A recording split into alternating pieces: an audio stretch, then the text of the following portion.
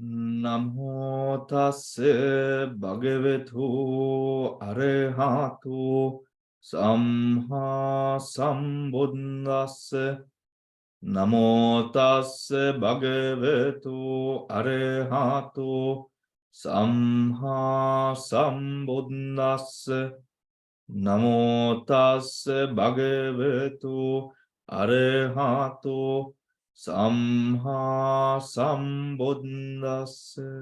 Sadhu. All right, everyone. So this week we continue along the chapter of Chitta, and we go on to the study of the classifications with the different groups that arise, giving rise to the consciousnesses, what the consciousnesses are, and going into the depth of the types of consciousnesses.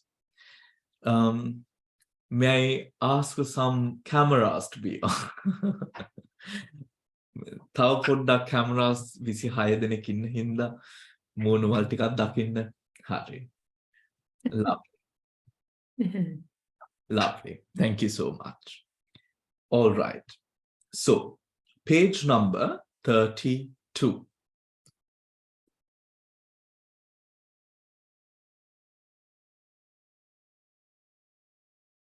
Page number 32.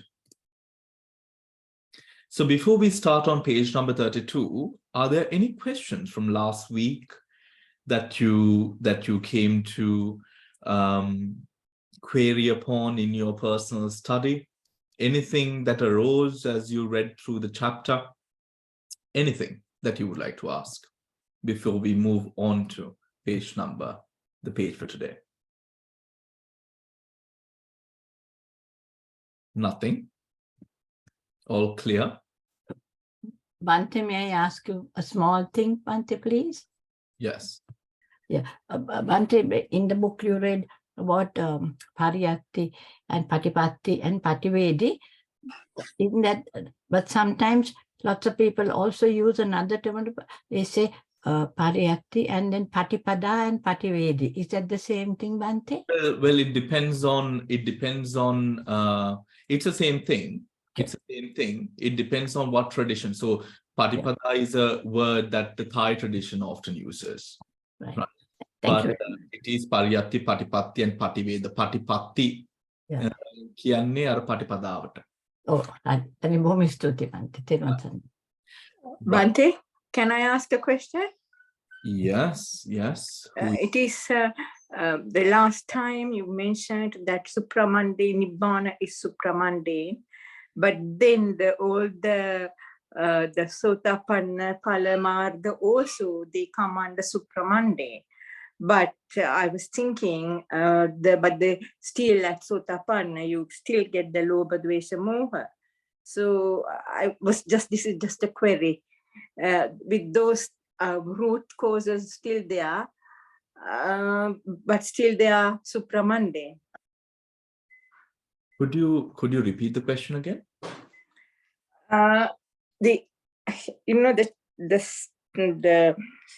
The Nibbana comes under supramundane, the Cittas, right? And then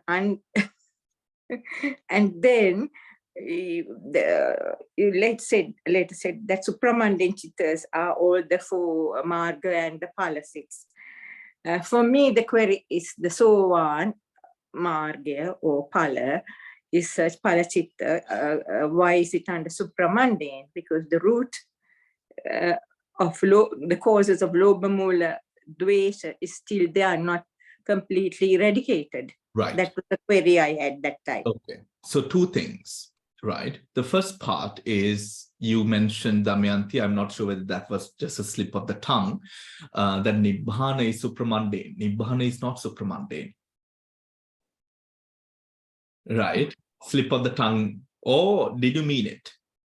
Yeah, no, I read it as well. Mundane and supramundane. Yeah. Rupa, Vedana, Rupa, and what is the other two? I got it. Rupa, Vedana. No, not Vedana. The Chitta Chaitanya Rupa. Cittas, Chaitasika, Rupa are mundane. Nibbana is supramundane. Yes. Did you read it in our book or somewhere else? Yes. So Nibbana is supramundane on the premise that it goes beyond the realm of Chitta, Chaitasika and Rupa, right? That it goes beyond that. I understand that, yes. However, we must be careful to also realize that 40 or 8 out of the 89 or 121 Chittas is also supramundane, right? Why? Because the Chittas there enable the experience of tapping into Nibbana, right? Now, coming into Ekapadilida. Yes, because I don't know the 89 Chittas. I haven't gone to that level. Yes. මේ ඒ ටික දැන් අපි අද පටන් ගන්නවා. මේ ඒ කියන්නේ අර අන්තිම ලෝකෝත්තර චිත්ත ධර්මයන් වල 8ක් හෝ 40ක් තියෙනවා. ඒ ටික ඔක්කොම වැටෙන්නේ So the all falls into supramundane. Yeah. So the Sotapanna falls into that. Yes, Sotapanna falls into that. Now, the next part of your question, Damayanti, why does Sotapanna, Sakudagami, Anagami, Arahat? Because let's take Sotapanna just for the ease of explaining it. Now, Sotapannas at that moment, there is no hindrance. When the stream of consciousness which enables the Sotapanna experience ceases, then the hindrances apply again. මෙතන hindrances කියලා කියන්නේ අනුසයට. To explain that further, at the moment of Magga, the path and fruit arising, the path and the fruit, Magga and Phala, takes Nibbana as object. Hari? Nibbana as object. When you take Nibbana as object, ඒක නිකන් අර යක්කුට දුම්මල ගැවුවා වගේ. Right? They can't stay. Right? They can't say. ඒ වගේ තමයි මේ අර when you take Nibbana as object, none of the anusayas, none of the hindrance, anusaya නැත්තම් වෙන කවර කතාවද? There is no other discussion, no kileshas. However, when that stream ceases, and then you go back into your normal daily routine or whatnot after the attainment, the anusayas come back again. If we approach it in a different manner, now let us say, one is to look at, let us say, a handsome man or a beautiful woman, right? It's a man or a woman, the characteristic is handsome or beautiful, whatever. The Mekuda, now given the object, lust can arise. Hatred, jealousy, envy, avarice can arise, right? Also, a person with Yonsu Mansikar, right attention, could look at this beauty and then think, my gosh, what kind of karmas might this person have done to have this sort of body, have this sort of appeal, right? Kusala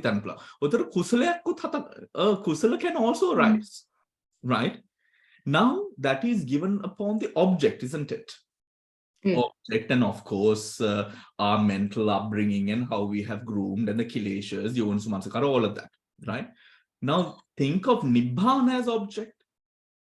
Nibbana object, when you take Nibbana as object, what could arise? Could lust arise? Could any of those bridging factors with regards to the kileshas arise? No. Right? Because Nibbana is just not that small. It is coming from a deep place of realization of the workings of mind and matter. Mind and matter. Hence, Nibbana as object does not allow for the kileshas to come. Do you understand? Is that clear? It will become even more clear as we go along this chapter, right? Now, I have been discussing, with Shiroma, and of course, I am well aware that most of you are in your senior years, right?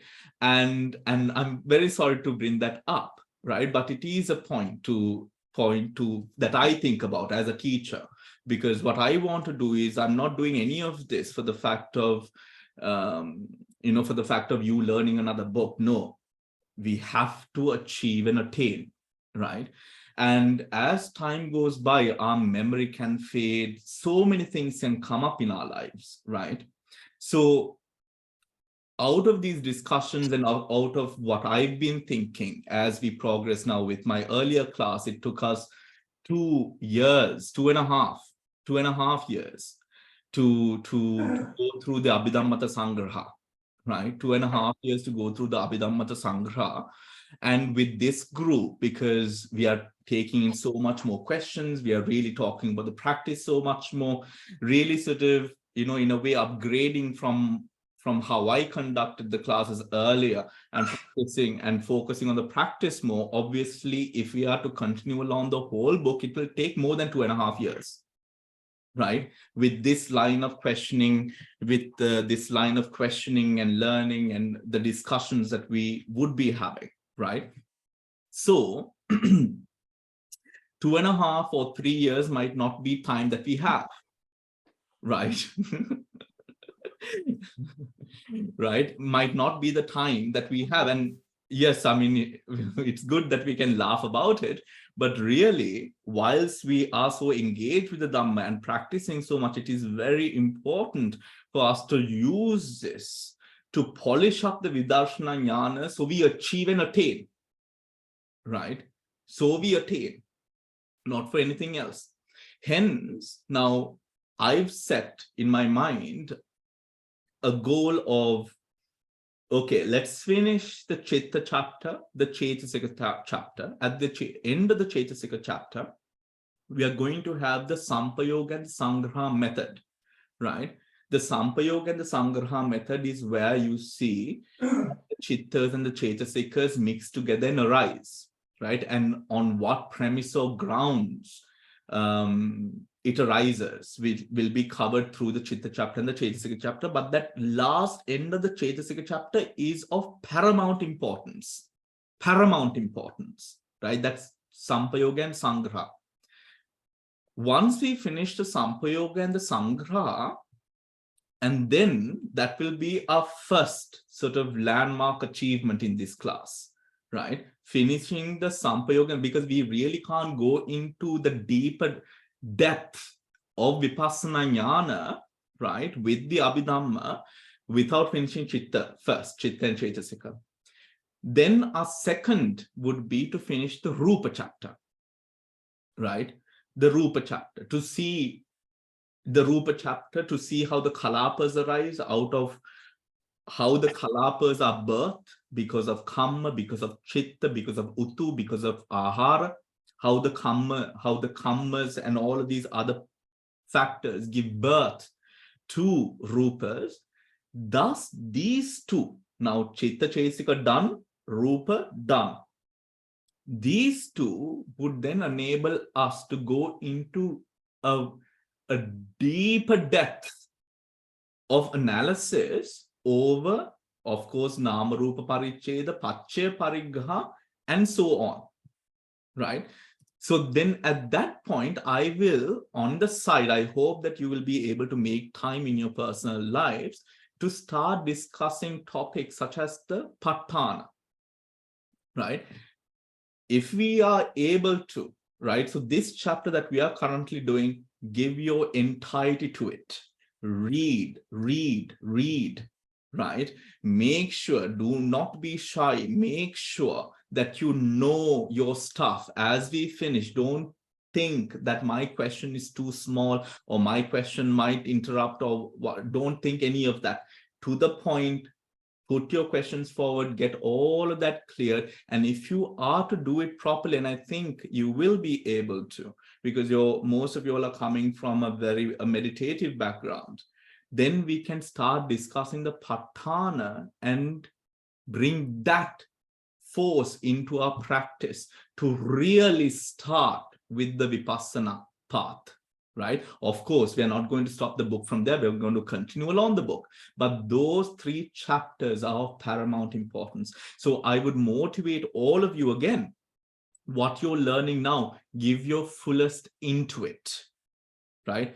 Do not learn it in a manner where you would sort of lackadaisically put things off. Try to understand the concepts. Try to understand what the scope of what we are speaking about. And that will fit perfectly, absolutely perfectly into your Vipassana jnanas, into your Vipassana jnanas.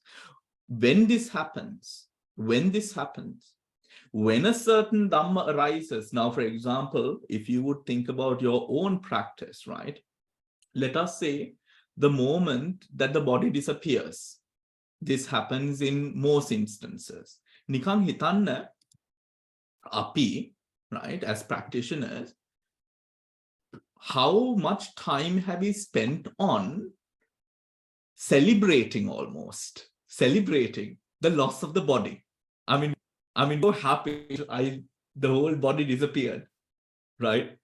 Only to sort of, revel in that glory for some time and then come to the awareness that, oh, the body disappeared, but that was only Kaya Vijnana. Isn't it? It was only Kaya Vijnana. The mind held on to something else, right? But we were so sort of divided on the fact, we held on to the fact that we lost the body and reveled in that glory, but we forgot, okay, I don't feel the body anymore, but where is the mind now? Where is the mind now? What has the mind? The Abhidhamma tells you, you have lost Kaya Vijnana from the get-go. You lost Kaya Vijnana, hence you do not have sensation over the body. Where has the mind gone? The mind has probably gone into a Trihetuka Kusala Chitta, Sobana Chitta, through which you're meditating. When you realize that, now you're not stuck on that petty experience of the body disappearing. Now you are right away onto your next step to realize this is a Trihetuka Kusala Chitta. Me Trihetuka Kusala Chitta mokadda දැන් වෙන්නේ? Api Rupa Kalapa Kadanana, if we are looking at the Rupa Kalapas or the Dhatu Mansikaras, on that premise, what is the effect that it has on the Dhatus? And then we go to see the Dhatus at that extent. Now you see, this methodology, this mechanism becomes so much clearer, right? And we don't really waste time when we also know these parts, right? So let's get down to the lesson. Any more questions before we do? Shriyana, I feel like you have a question to ask. I can see you vibrating there, buzzing to something. No question? Hari. Shall we continue it then? Okay. Right. Now, so we've gone through Kama Vachara, Rupa Vachara, Lokottara, Arupa Vachara, Lokottara Chittas. Just the classification of it, right? Now today, we are to, did we read this part as well? No. We did not? No, we didn't. Okay, that's fine. We'll read it.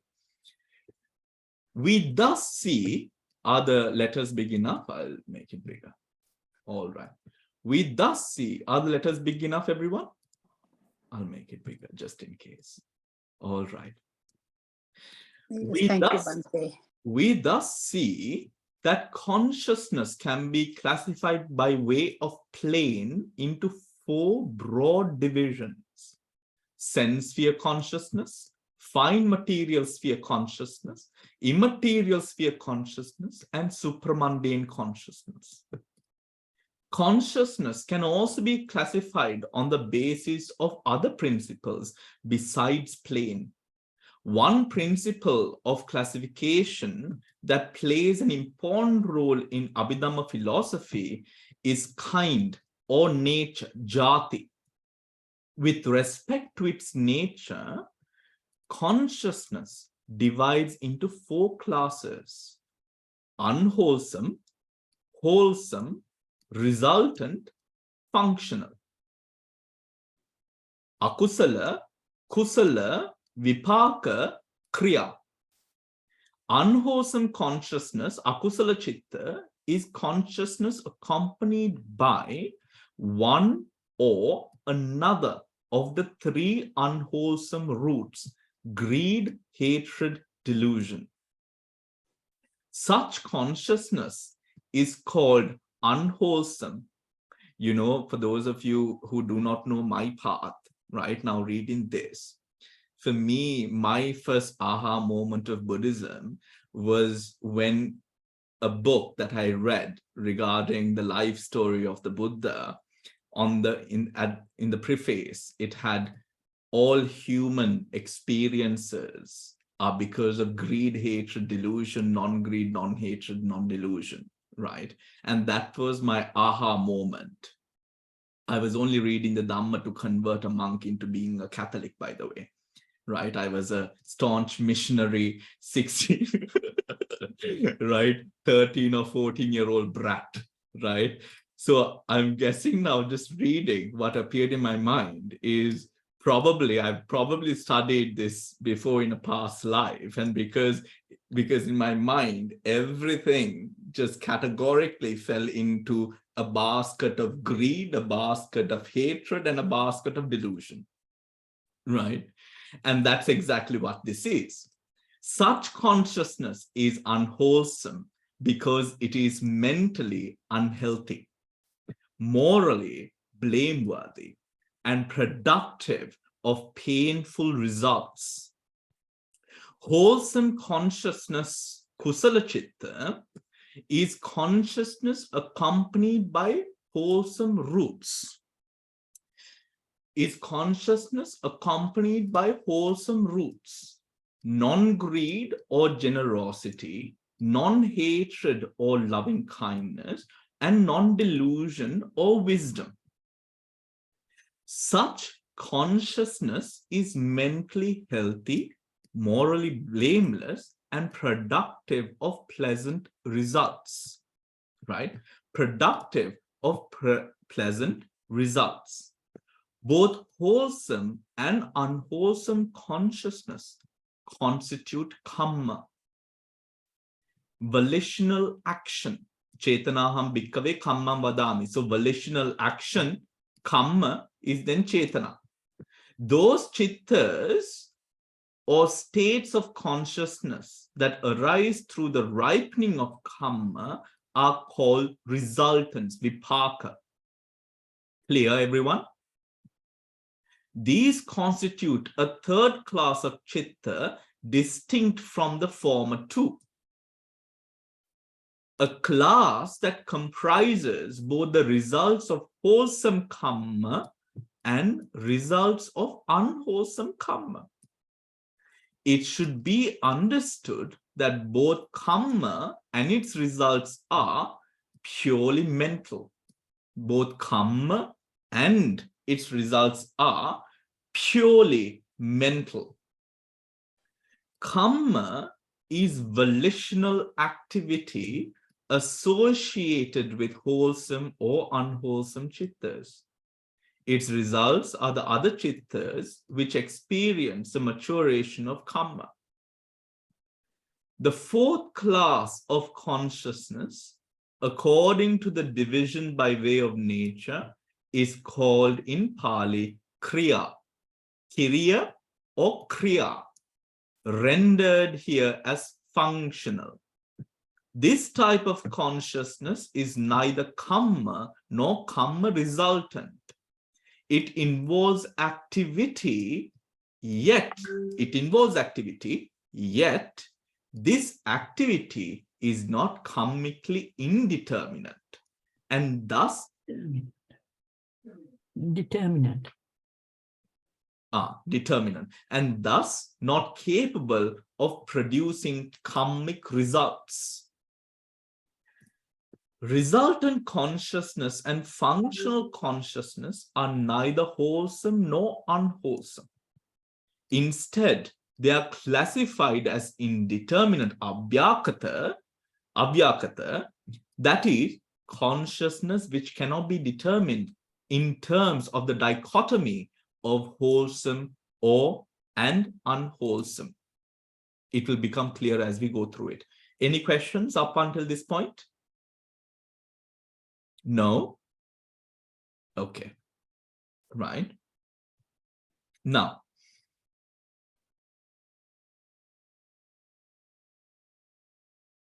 right. දැන් මේ චිත්ත ධර්ම ටික කටපාඩම්ද?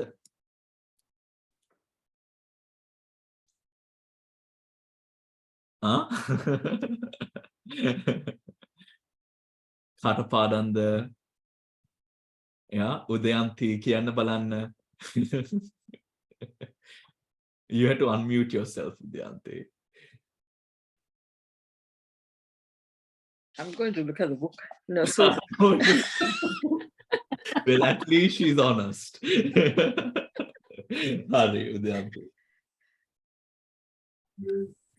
So the first 8 are the ones, the Loba Mula Cittas.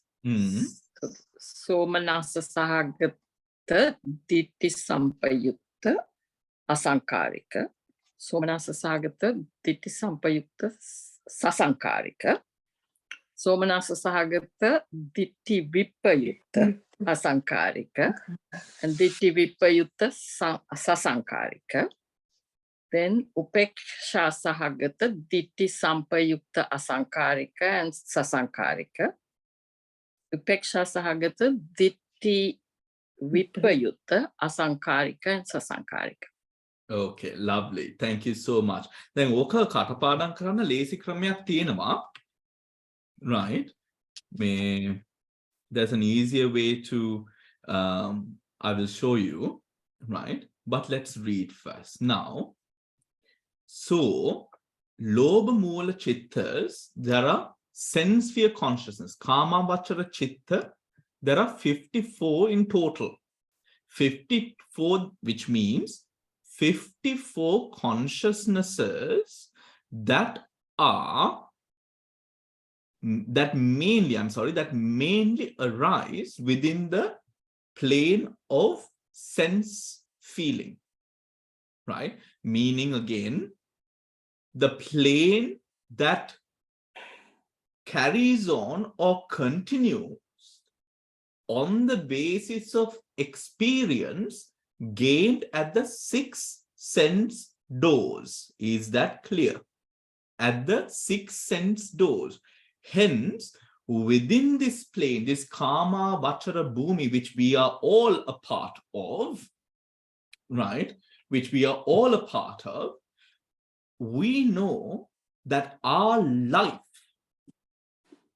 is made up of all that we see, all that we hear, all that we smell, taste, feel through the body, pottabba, tactile sensations, and the storage of all that has been felt and experienced through the 5 sense doors at the mind door. Right? So behaviors that we have picked up on, manners that we have been taught, or not being taught as well. Knowledge about colors, all of these things stored at the mind door, which interprets data that we cognize through this 5 sense doors. Is that clear? Is that clear? Right? Now, the first of those 89 chittas, or the 54 which belong into the sense sphere consciousnesses, are the unwholesome 12. The first section of the 12 unwholesome are the 8 Lobha Mula Chittas, or those chittas that arise with both roots, greed and delusion. Is that understood? Right? With greed and delusion. A point about the roots is that there are three unwholesome roots: greed, hatred, delusion, lobha, dosa, moha. Lobha always arises, greed always arises together with delusion, moha. Dosa, hatred, always arises with moha, and moha can also arise on its own. Do you understand? Moha can very well arise on its own. However, moha is a type of chitta, and its associated chetasikas are so messy in nature that they can't take an object with great strength. No, they can't. Now, this might be a little bit baffling to you. How come? Right? Because let us think of our work tables, for example, right?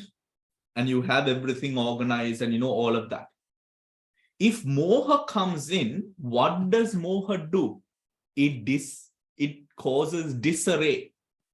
It causes the right opposite of stability, right? What are the two moha mula chittas?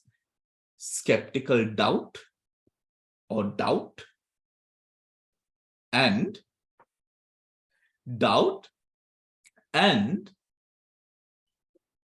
That's a good question. Udacha. okay, Doubt and udacha, restlessness. right.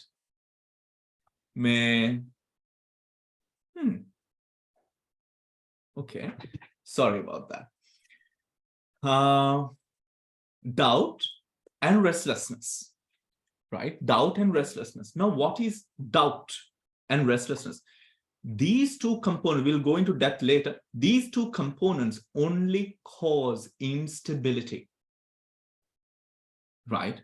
If there is something, if there is an object, doubt creates doubt upon that object, hence hindering clarity over the object. Is that clear? Right? So when we take, and usually when we are caught in this sense sphere game, all that arises through the sense doors, and when we are taught, or when our habit is to grasp and to cling, what is that? To grasp and to cling, there is delusion in it. Completely, although we have gone through the motions again and again, knowing that whatever that arises passes, yet we strive for permanence, to be within a feeling, to be within experience. Moha is that attribute that comes up to say, no, maybe this time it works, right? Gives you that fallacy, takes you away from clarity. And when moha increases to such an extent, you become indecisive. You don't know what you are feeling. You don't know who you are. You don't know many things about yourself. You become unpredictable to yourself, right? All of that disarray is caused by those two weak chittas, right? It's weak because it cannot take an object properly. And that's the exact problem. The fact that moha exists in lobha chittas as well as hatred chittas, both in greed chittas and hatred chittas, that when anything that moha touches, clarity disappears. Anything that moha touches, clarity disappears. Hence, lobha will always have moha, dosa will always have moha, greed will always have delusion accompanying it, hatred will always have delusion accompanying it. So why? Why do we not refer to the lobha chittas as moha chittas? Can anyone tell me? Why can't we refer to the moha chittas as to the Lobha Chittas as Moha Chittas, if there's Moha in it. Because they are weak, Bhante. Because they are not, moha is indecisive, but lobha can be very strong. The objects of those can be very like ati aramana, like they can be very strong and they can come at different, but moha is indecisive and very weak, Bhante. But hatred and lobha can be Okay. very strong. Anyone else?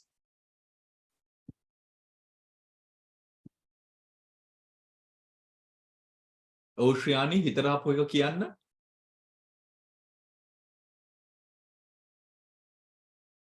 Because it's greed, and greed that the need, the desire, it's come from the chitta because of the it's an emotional, that uncontrollable emotion. Okay. Well, yes, Pushpa. Is Okay. it because the Lobha Mula Chittani they're the only ones that have Lobha and the others don't, so you refer to it because that's the more, I suppose, prominent thing in that. But the other ones, so they all have Moha, so that's a sort of general one to all of the Akusala Chittani. But because this one specifically has Lobha as well, that's why we refer to it as that, perhaps? You are correct. You are absolutely correct. You missed one integral point. Is your name Pushpa? Pushpa? Sorry, I put it up by mistake again. Sorry. No worries. The dominant. Integral point there is, whilst there is moha, the adipati or the predominant force of that coalition is lobha. Lobha, within a lobha mula chitta or a greed-rooted mind, will have the predominance over the rest. Is that clear? And moha will only support that predominant lobha. Do you understand? Is that clear? Right? It is about the predominant quality of lobha within the coalition by which I mean the complex of chitta and the cetasikas. So all the cetasikas, the mental factors, bow down to the power of lobha within that complex. Hence, it will follow lobha. Is that clear? In hatred, the moha and all the other cetasika factors will follow hatred. In moha, all the supporting cetasikas or the mental factors will follow what moha wants to do. Is that clear? We can see that in our lives, isn't it? Right? We ignore all the red flags when we want something. We ignore all the we ignore all the thoughts of the consequences of our hatred when we are filled with rage. Everything else, there's no matter, right? That is that nature. So we have 8 lobha mula chittas. Somanasa sagada dittigata sampuyuta asankarika, somanasa sagada dittigata sampuyuta sasankarika. As such, as Udayanti reminded all of us, right? Now, of course, in lobha, right? Oh, we'll read it first. Unwholesome consciousness. In analyzing unwholesome consciousness, the Abhidhamma first classifies it by way of its most prominent root, mula or hetu, right? Whether greed, hatred, or delusion. Greed and hatred, according to the Abhidhamma, are mutually exclusive. They cannot coexist within the same chitta, right? They cannot coexist within the same chitta. Thus, those states of consciousness in which greed is a principal root are termed chittas rooted in greed, of which 8 are enumerated. those states in which hatred is a principal root are termed Cittas rooted in hatred, of which two are enumerated. The third unwholesome root, delusion, is present in every state of unwholesome consciousness. Thus, in those Cittas rooted in greed and in those rooted in hatred, delusion is also found as an underlying root. Nevertheless, there are types of consciousness in which delusion arises without the accompaniment of greed or hatred. These Cittas, two in number, are called consciousness involving sheer delusion or Cittas rooted in delusion. It says you have to be a person who, I'm using this word, but I'm not using it in a negative in a sense, in a judgmental way. You have to be quite pathetic, right?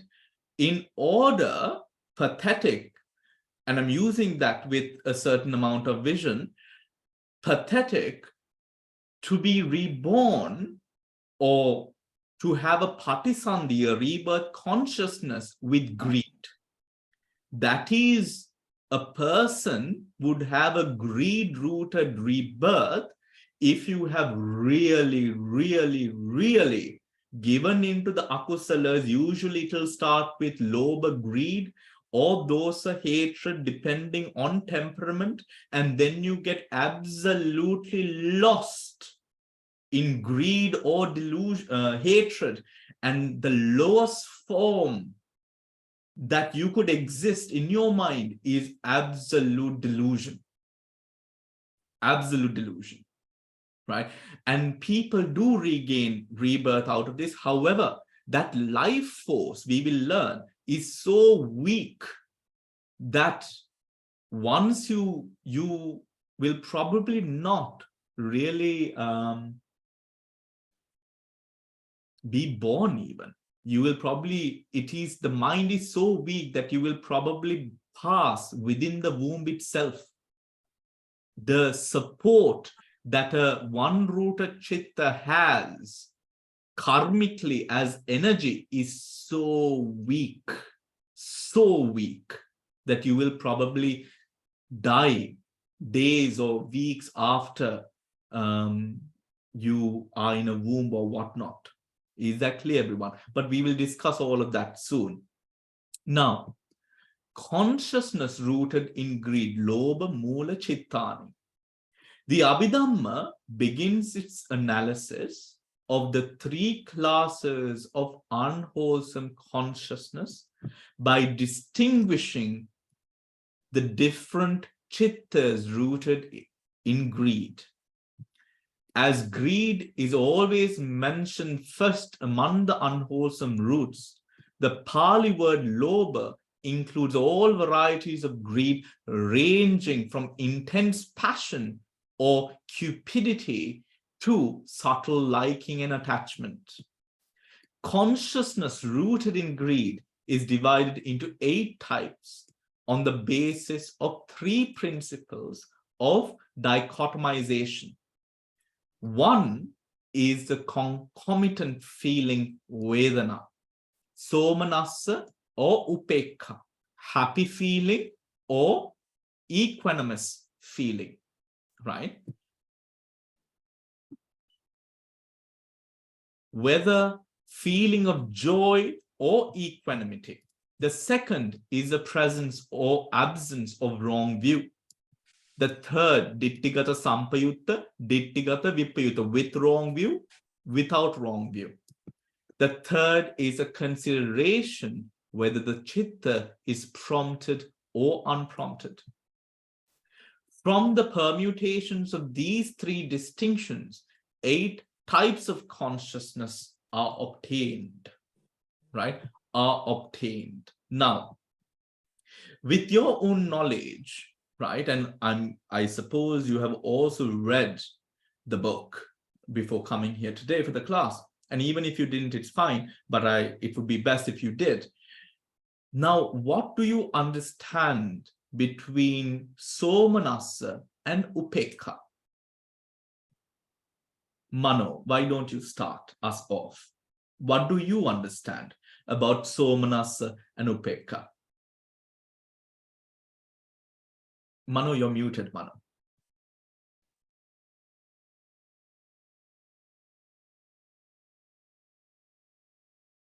Hope it's right. Yes. Somanassa is happiness. Hari. What's the other one you said? Upekha. Upekha is just take it as it is and not into the both sides. It's in the middle. All right. Now I can take it as it is and also be happy about it. What about that? But Upekha, not extremes. how? We can't leave floating. Let's arrive at a comprehensive example or example of fact, right? How? That's the question. That is why you're here, isn't it?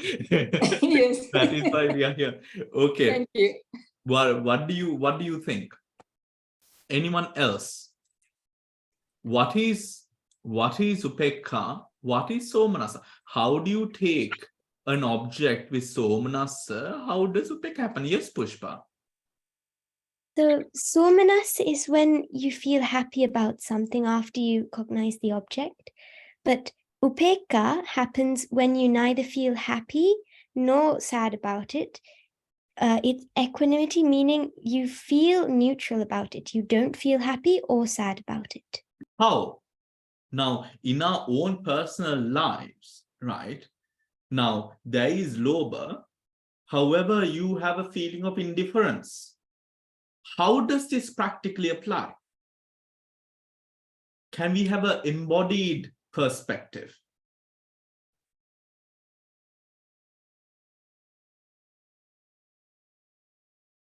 What do you think? Now think about moments. Let's say, for example, in your house, you might have certain things which have memory in them, sentimental value, right? Not really about the cost or whatnot, sentimental value. Things around your house that you've collected and all of that. Things that you would get up in the morning and walk past the house, walk through the house, and then you would see, your eyes would see these things and, you just pass, right? Now think about that. It's Is it the middle part? neither painful nor pleasant feeling. Now, you're telling me the translation. I know the translation, right? Don't tell me the translation. Tell me the embodied example of when you, as a living, breathing, sensing person, which I hope you are, right? Right? At what moment or how do you experience a Somanassa Lobha? How do you experience a Upekha Lobha? You see the impermanence.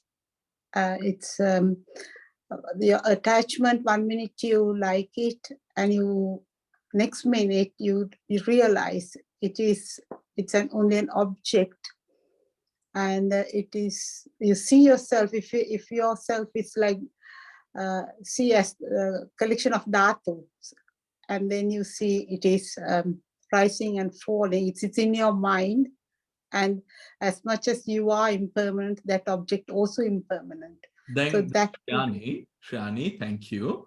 Then, Shriyani, within the 8 Lobha Moola Cittas, do we then ovagi sitak, then the type of consciousness that you told us, right? Now, does that fit in with Lobha? Now you are coming from a place of wisdom, right? Right? There is wisdom, no? Metana dhatu tiyenne, metka udayavaya, rising and passing, right?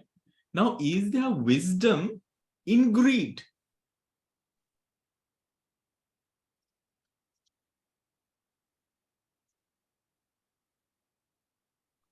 That is why you have to be yoniso manasikara. But we are talking about a consciousness now. We are talking about one mind moment. We are not talking about a whole lengthy process of mind. We are talking about one mind moment. Within that mind moment, is there wisdom, everyone? No. Anyone who says yes? Is it that Hello. Yes, Ilanga, yes. is it that you can say something you are very fond of, falls to the ground as you are walking, then you just accept it. It is like the 8 vicissitudes of life, being able to accept triumph and disaster and just treat them both the same. Treat them both the same. That is prajna. That is wisdom. There is no wisdom. That is upekka. That is wisdom. That upekka is coming from wisdom. There cannot be wisdom in lobha. No, there cannot be wisdom in lobha. Then it's not lobha. It's a trihetuka chitta with jnana sampayutta trihetuka chitta. So that will now fall as that example, and also Shriyani's example will fall under a jnana sampayutta beautiful consciousness, which we have not done as yet, right? Yes, Pushpa. So would it be like if you got used to seeing it and you feel that it's already yours, then you don't feel the need to have greed for it because you feel satisfied that you already have it. And even though it's sort of somanasa when you see it, Yeah. you're satisfied already because you know you have it. Whereas if it's something that you've lost or something that you don't have that you want to get, then you are then it has lobha and not upekka attached to it. Is Absolutely. that? You're getting hotter. That is for sure, right? That is very, very close. You're very, very close, right? But of course, she touched on an integral point. That is, now just imagine a psychopath, right? Or a kleptomaniac, right? Stealing. They do it so naturally, right? They do it so naturally. Also not because they want it, just because of the fun of it. Or maybe there is not even fun in it. They just do it, right? You even, if you dwell into the world of crime documentaries, you see psychopaths who do so much of killing and they're so indifferent to it, right? Now, that sense of indifference, everyone, right? Just as Pushpa mentioned, that sort of indifference comes from when the object is not a great atimahanta rammana object, meaning it is not an object that you're greatly looking forward to, right? It is not an object that you're pining to have, right? Do you understand? It is something, maybe you've been having it, maybe it's, for example, lunch or dinner. It's a normal lunch or dinner, right? That you often have, right? That you often have. It's something to just fill the tummy up, right? Something like that. So there is lobha, however, it's that upekha vedana. Do you understand? Upekha vedana can only arise, equanimity can only arise when you're not clinging on to it, when you're not trying to push it away. It's there. Do you understand? It's simply there, right? And you accept what is there. So whilst you're walking through your house, there might be many things that you quite treasure. However, it's securely in your house.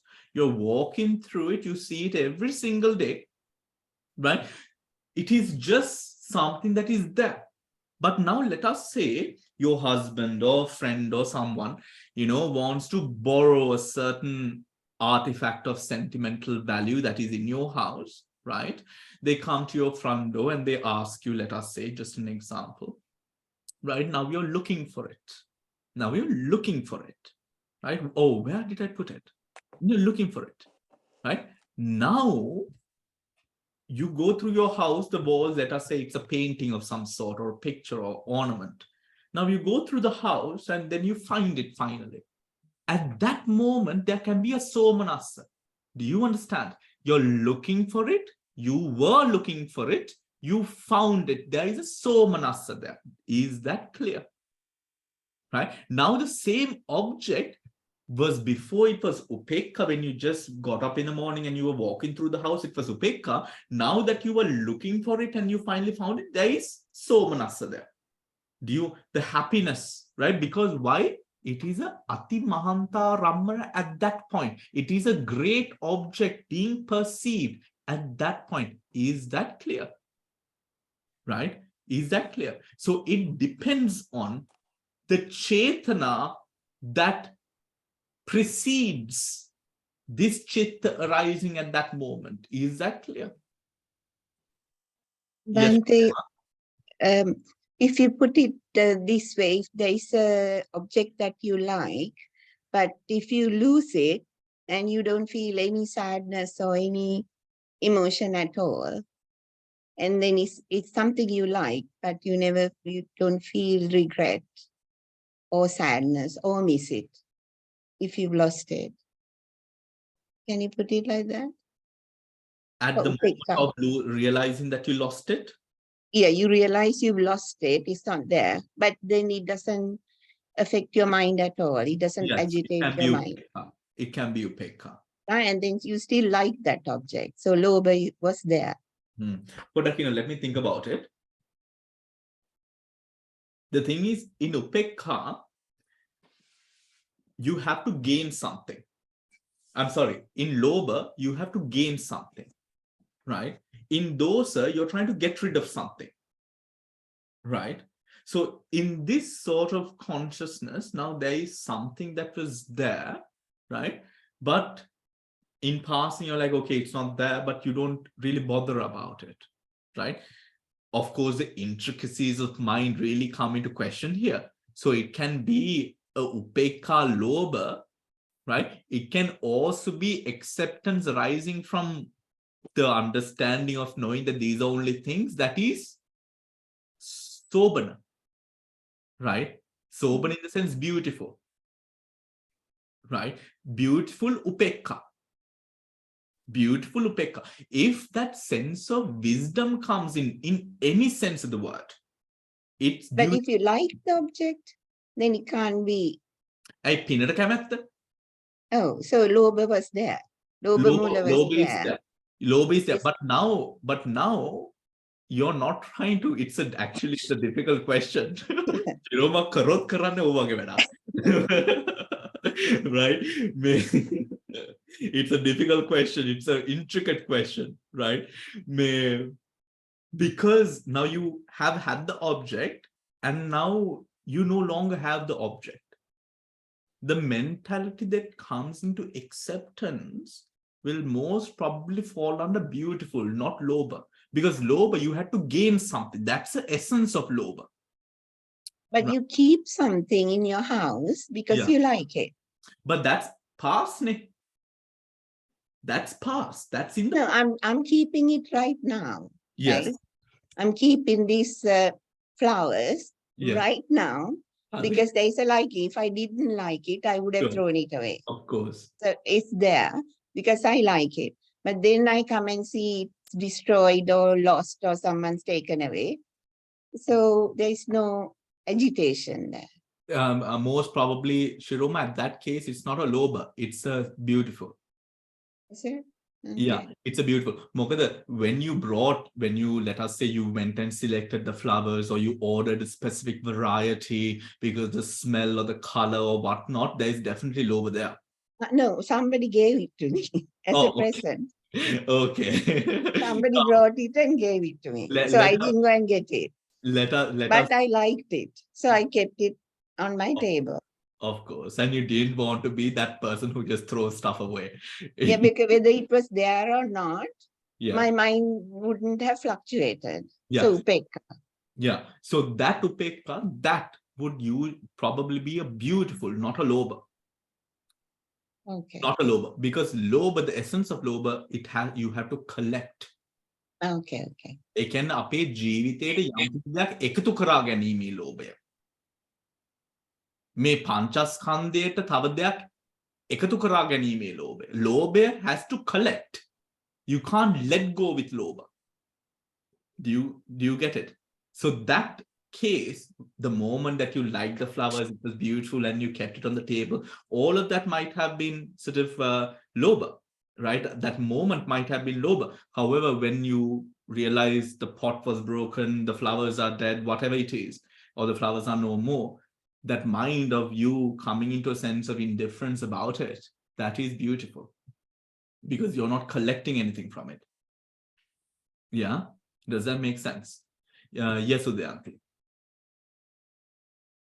Bante, that example given by Shiroma, so isn't that because it's a trained mind? Absolutely. That is why, if you, like say, if you are not meditating and if you're not into that mode, those flowers, and if it gets destroyed, you feel sad. Yes. So we are discussing this at a different level, I think, isn't it? Is it? Yes. Yes, of course. But then there are also, now let us say, for example, let us say you have a flower subscription, right? Let us say you have a flower subscription, right? Or let us say if you're someone like me, where every time that people come in, they bring flowers, right? Or let us say you're a very much loved person and you know it, so people do bring you flowers. Right? In any one of those, now let us say flower subscription, or me knowing that there are going to be people tomorrow who are going to be bringing flowers into the temple, right? A pot of flowers dying, I would be okay, it will be replaced tomorrow, right? Flower subscription, 1 week it runs and you know these flowers are going to, so it can work in that manner as well, right? It can work in that manner as well. It can be a make a gana. Let us say you've been doing flower subscriptions for so long, right? That it's just habit for you now, right? Every Wednesday the flowers come, you throw the old out and you put the new in, right? It's habit. It would be a very sort of sense of weak, right? Sobana, jnana vippayutta sobana. Right, you getting rid of it. It can also be, let us say, you're getting rid of the flowers for more flowers. That's lobha. Somehow you have to collect though. You have to accumulate. If you don't have the chetana, the volition to accumulate, then it's not lobha. If you're letting go, then it's not lobha. Right? However, let us say you let go to get. Right? ඒක ඊටත් වඩා කිලේශයක්. ඒකට chapter එක ඉවර කරන්නම වෙනවා ඒක සාකච්ඡා කරන්න. ඒක වෙනම කිලේශයක්. Right? But rooted in lobha. Yeah. Bante. Hold on. Bante. Yeah. Sorry, you said about the upeka. That can happen. It can happen death in your family, and or somebody must have taken your valuable things or that. So when that happens, so it's happened. So learn to try and do few bits and pieces, and then learn to accept as it is. Yeah. Yeah. Now, for example, Mano, you're speaking about the earth and the sky, right? Now, first, the earth is losing something that you like. The sky is losing a loved one. Two very different levels of emotion, right? That's my experience. Bante. Yes. Now, losing something that is physical, material, right? You losing something that is material, of course, it can be with a trained mind, with a good trained mind, right? Or actually not, being in the present. It is like you can be easily scared of someone jumping from behind the door and shouting boo at you, right? Where it startles you, right? But then when you meditate, you realize, ara buyanna patan ganna thanin indhan you're aware, right? Me ara painat kalin, you hear the breath behind the door, right? You're so aware that you're not scared, right? Or it doesn't take you by surprise. But it says, now, for example, in dealing with the upekha arising with regards to a loved one, a close one, someone who is quite close, that upekha is so difficult. It says that usually it is a person who has attained, right? Who has attained not only sotapanna වුණත් බෑ, සකු르දාගාමි අනාගාමි. සකු르දාගාමි වුණත් අමාරුයි, අනාගාමි. මට්ටමට දියුණු වෙච්ච මිනිස්සෙක්ට විතරයි අර මහා ශෝකයක් විඳින්න උපේක්ෂාවෙන් විඳින්න පුළුවන්. නැත්නම් හරිම අමාරුයි. It mentioned in the Dhamma. It is mentioned in Dhamma. It says, it is in the Vinaya Pitaka, where it says, talking about parajikas and all of that, it says that it is only a anagami puggala who is able to withstand strong, forceful lobha and dosha, right? Looking at the present moment when it arises. When it arises, all and everyone else, there is a risk. So the Buddha says, tread carefully. Tread carefully. Train your mind before it happens to know that it will one day happen. Train your mind, alert your mind into such an extent and fashion that you know that everything that we have, we will one day lose. Right? That is what the Buddha says. Yes, Hiranti. Unmute. What I want to ask Bhante is, in an example like this, let's say I'm visiting an auction or a sale, and there are people in front, and I'm aiming at an object to buy or, for that, and the person in front has taken it. And then I become very sad because I wanted it. And then after she went and paid and she got it, I said, oh, never mind, I'll just forget about it. And I become very equanimous about it. And a situation like that, am I in these principles? We are all in these principles, Hiranti. What are you asking? I'm asking, have I got the lobha citta, which I had? I had a lobha citta. Okay. ලෝභය විතරක් නෙමෙයි එතන තිබේ ලෝභයත් තිබ්බා initially ඊට පස්සේ ද්වේෂය වුණා ඒක. නැහැ ඒක ද්වේෂය වුණේ නැහැ because I thought oh she had it, she got it. That is dosa. Yeah. That is so අර ගැටීම, right? There is a dosa there which arises, a hatred rooted consciousness which arises, taking as object the fact that you have lost it because another one took it. Yes. That is a friction that arises, right? Of course, that friction doesn't need to be, it is like these people who were, through COVID, they were fighting for loo rolls, in the supermarket, right? Same sort of scenario. Of course, we do not always go to the instance of fighting another person for it, or maybe they do, I don't know, right? But if sadness arose, that is a sense of sadness that arises. That sadness is always hatred rooted, right? Of course, when we say dosa mula, when we say hatred rooted, the English word I don't really like because hatred is a very big word, right? I prefer dosa. That is a dosa mula. So it starts with lobha, it went into dosa, right? Dosa. If I just right. doesn't how does it show in myself then? Sadness. To become equanimous. Well, train your mind. That's it. No, that's right. So I thought if I just say, oh, she had it, it's meant for her. And I'll just, don't get upset about it. And if I talk to myself like that, then aren't I equanimous and not feeling? The thing is, we cannot take these things as face value. Sometimes we think we feel a certain way only to realize that we do not. It's like these people who fall in love when you're, at a very young age, you fall in love and you think this is the person, this is the love of my life, only to realize that this is not love, this is obsession. This is my fear of being alone. This is my sort of kileshas coming up to not wanting to be alone and fear of being alone and dying alone, and all of these things associated, these kileshas coming up.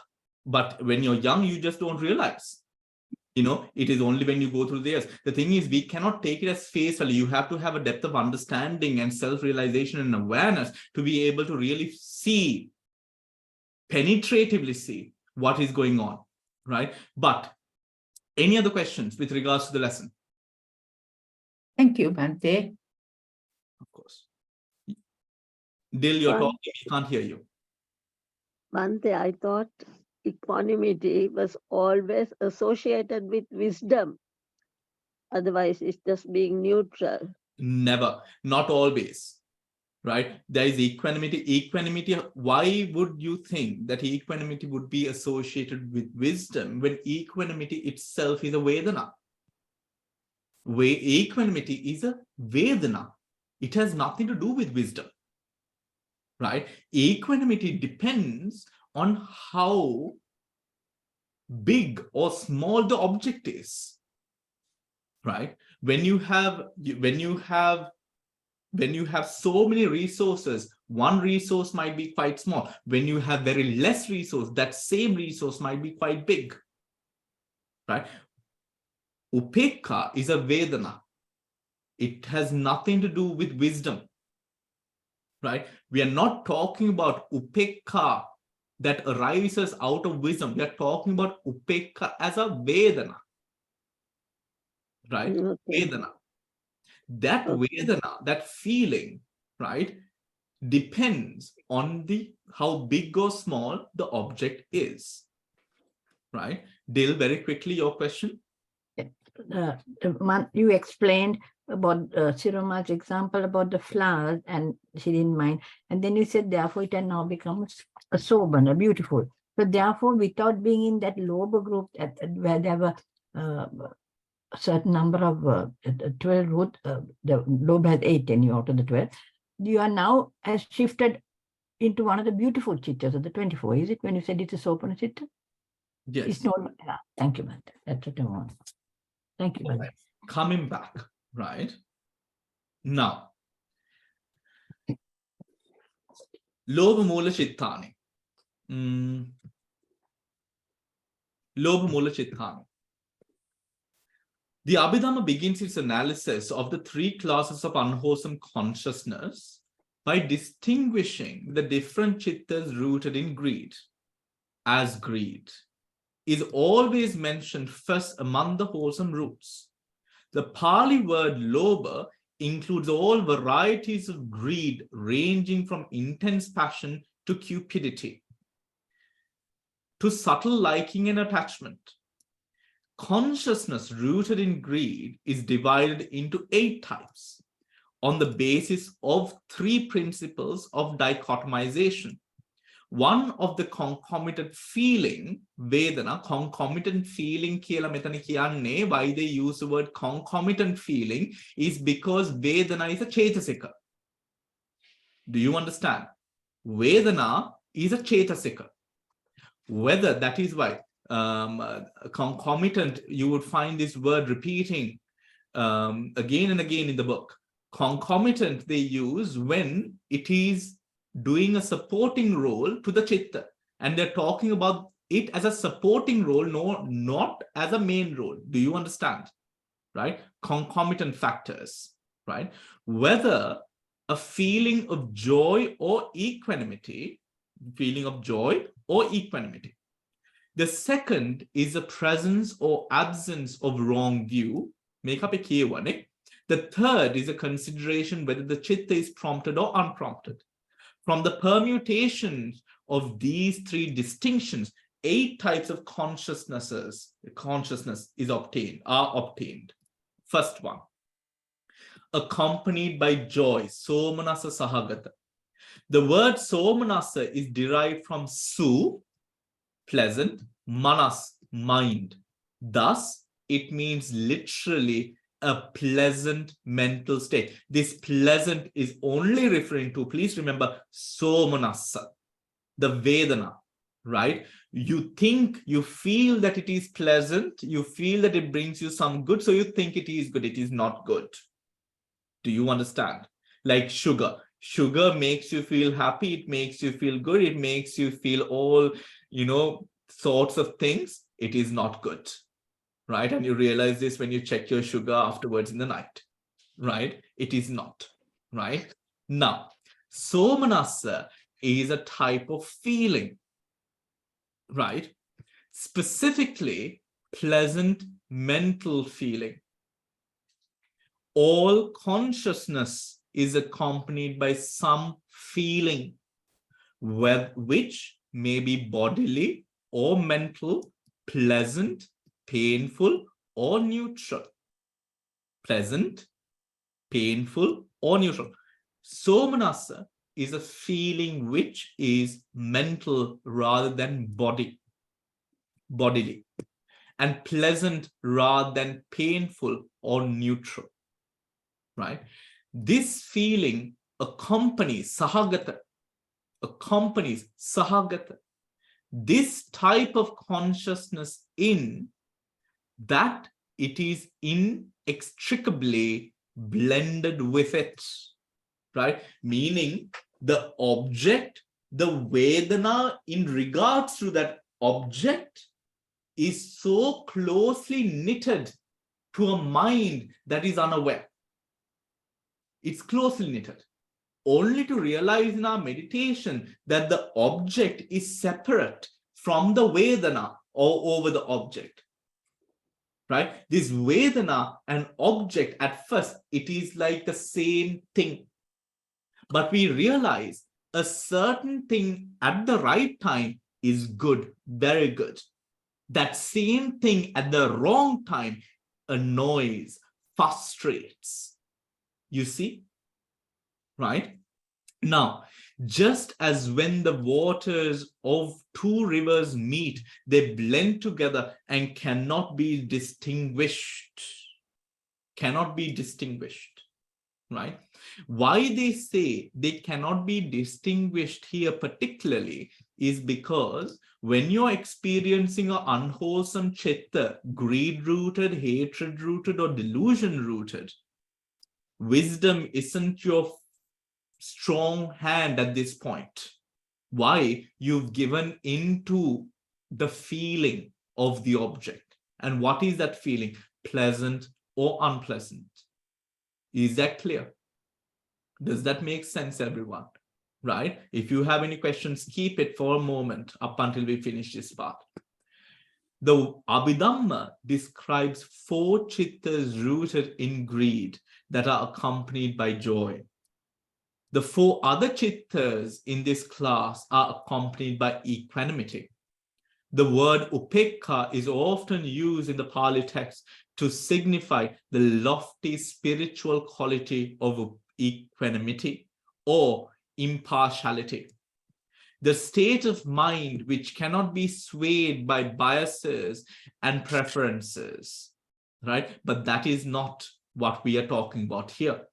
Here, however, the word is simply to mean neutral feeling, a mental feeling which leans neither towards gladness or dejection, neither towards happiness over the object or to rejecting the object, in contrast to pleasant and painful feelings, right? Pleasant feelings is all about, oh my gosh, I want this object. Painful feelings is retracting, trying to get away from that object. Each which experience the object in diametrically opposed ways.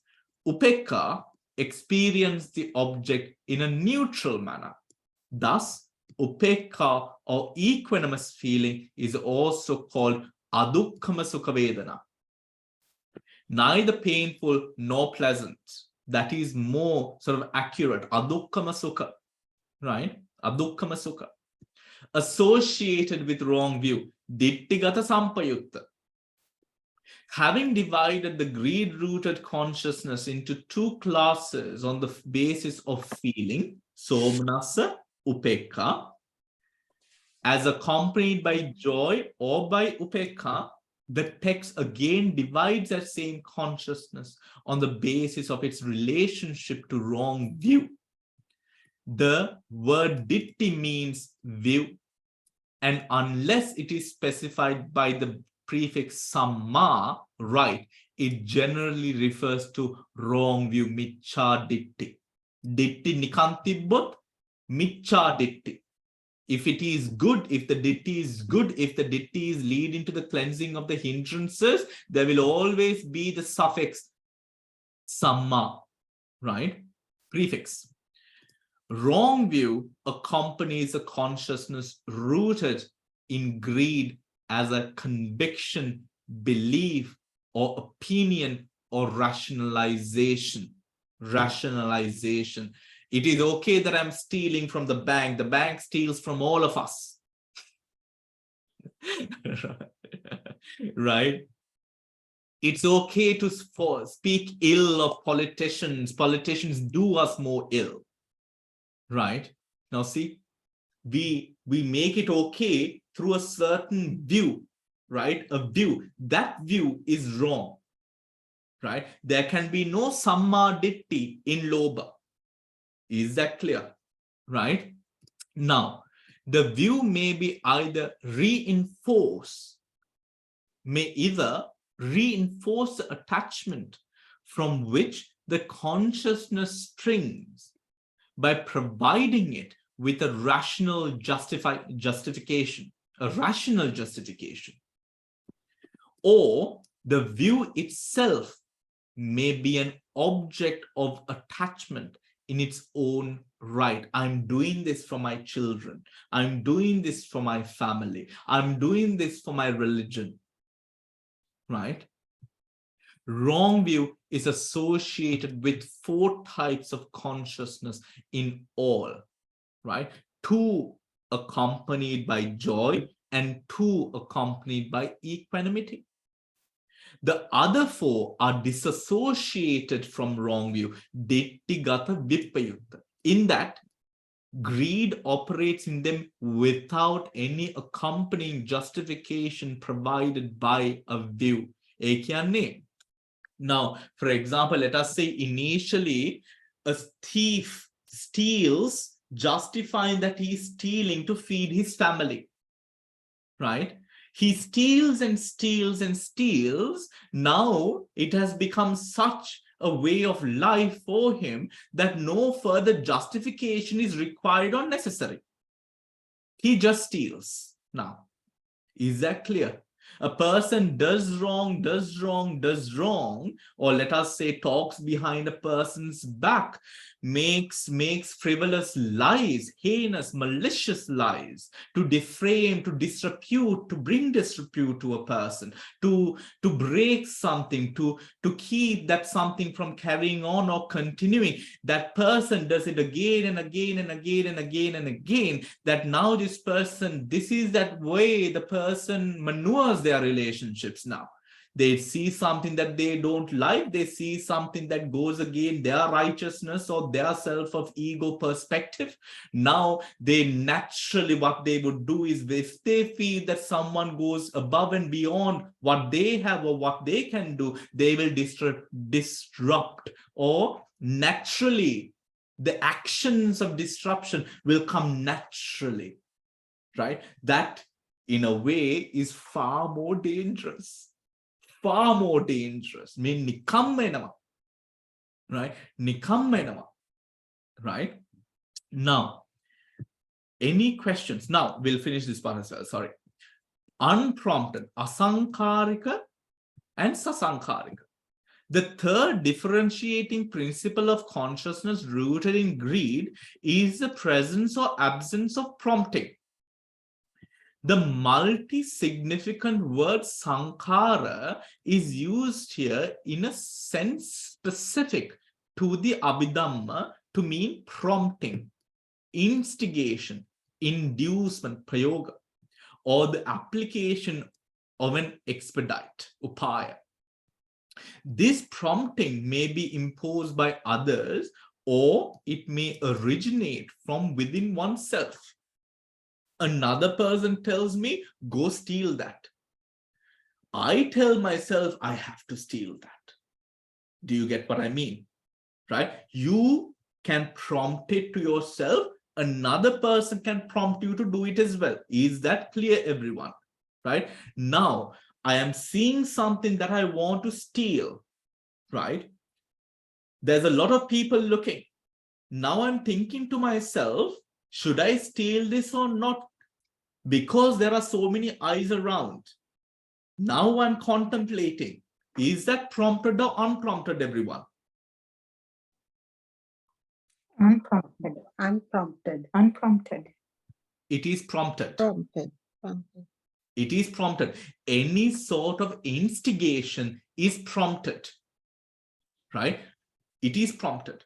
Now, if this is, there are people looking, it can also be this, there are people looking, but I am such a skilled thief that I will steal it without anyone seeing, right? I'm so confident in my skill set, right? Like those pickpockets who are so good at it, right?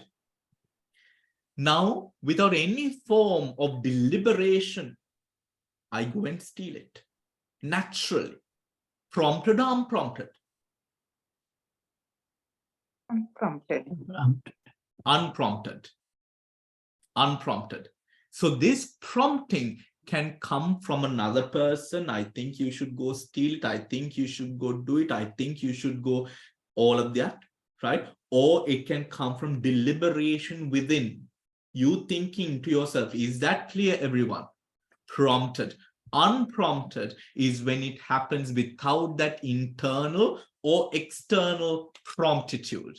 Is that clear?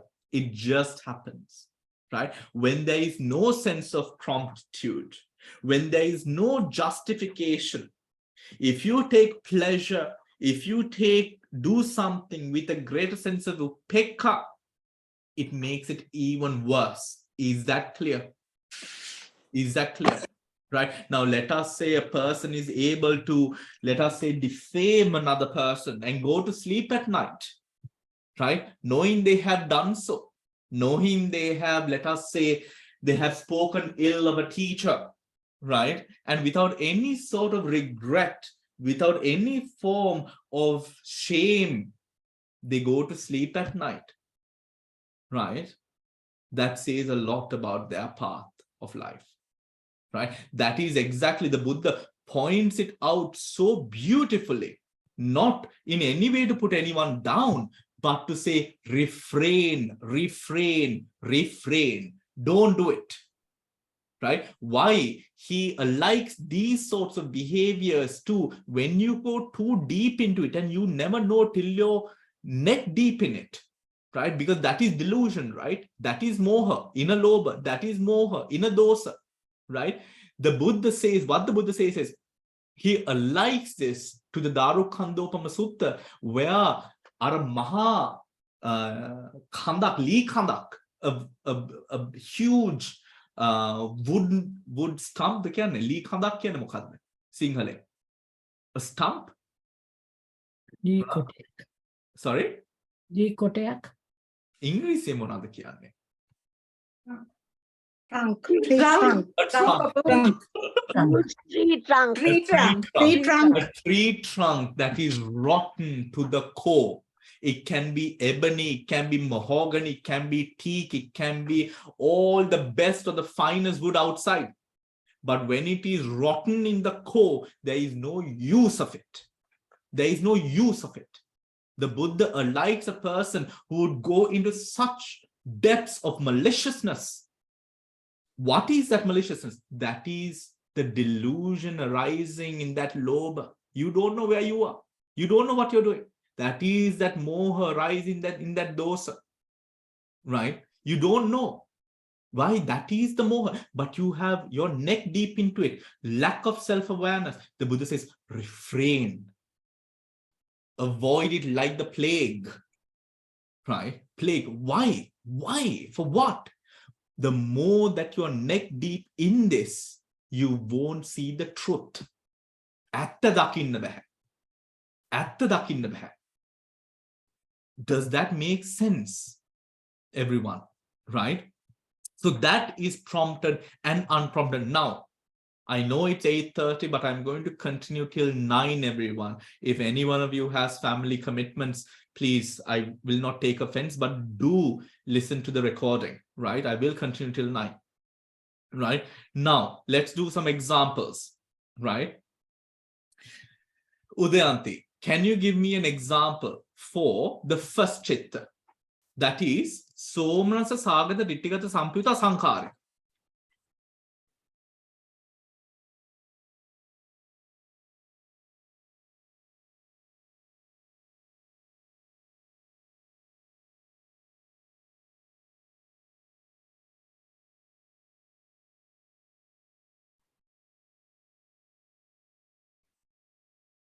Okay. Trying to think, Bante. Shirani, I'm coming to you for the second one. So Mano, just third one. Yeah. just seeing something nice. Api gamu, a boy. Tell me a story about a boy. Okay. So you just see a boy who's good looking. The boy is doing it. The boy is doing it. Okay. So a boy sees a girl who he thinks is nice. So that is so there will be joy. That is somanasa. Sahagata. And gets quite blown away by this. So that's it, isn't it? So it's a wrong view. So because he's now thinking, oh, this is so pretty and so nice. So he's sort of getting quite attached to it. So that's wrong view. Okay. But the thing is, the boy, Dittigata Sampayutta, the boy must have a view. Dittigata Sampayutta has a view that this is okay. To enjoy this thing. Yeah. Now, can I give you an example just to get it started off? Yeah. Right? Yeah. Somanasa Sagata Dittigata Sampayutta Asankarika. Right? A boy in a market sees, let us say, a beautiful red apple, right? Upon seeing the apple, the boy is elated, right? And wants to steal it, Dittigata Sampayutta, thinking that there is no harm in stealing just one apple because there are 100 there. Right? Somanasa Sagata, Dittigata Sampayutta, Sasankarika. Right? Sasankarika, because why? He thought there is no harm in stealing one apple because the person who's selling it has 100. Is that clear? Hari? Now, Udayant, I'll come back to you for the fourth one, right? Shriyani, second one. Somanasa Sagata, Dittigata Sampayutta, Asankarika, Sasankarika. So this boy being told by his friend, this apple is there, why don't you steal the apple? So the boy will be prompted by his friend to steal the apple, and then he goes and steals. Wonderful. Thank you, Shriyani. Right? Now the friend tells the boy to steal it, right? But it's Dittigata Sampayutta. Eka tibbena Shriyani. Dittigata Sampayutta. Dittigata Sampayutta. So the boy thinks it's okay to steal because his friend said to him. Therefore, he thinks it's okay to steal the apple. So therefore, he steals the apple. Yaluwa kipu hinda kamak naha horan karata. Yeah. Right? Okay, great. Thank you so much, Shriyani. Mano, third one. Somanasa Sagata Dittigata Vippayutta Asankarika. Somanasa Sagata. No. Take one by one. Somanasa Thiennona Dittigata Vippayutta Vennona Sasankarika Vennona. And Asankarika Vennona. Hari. Unmute yourself, Mano. Let's give it a try.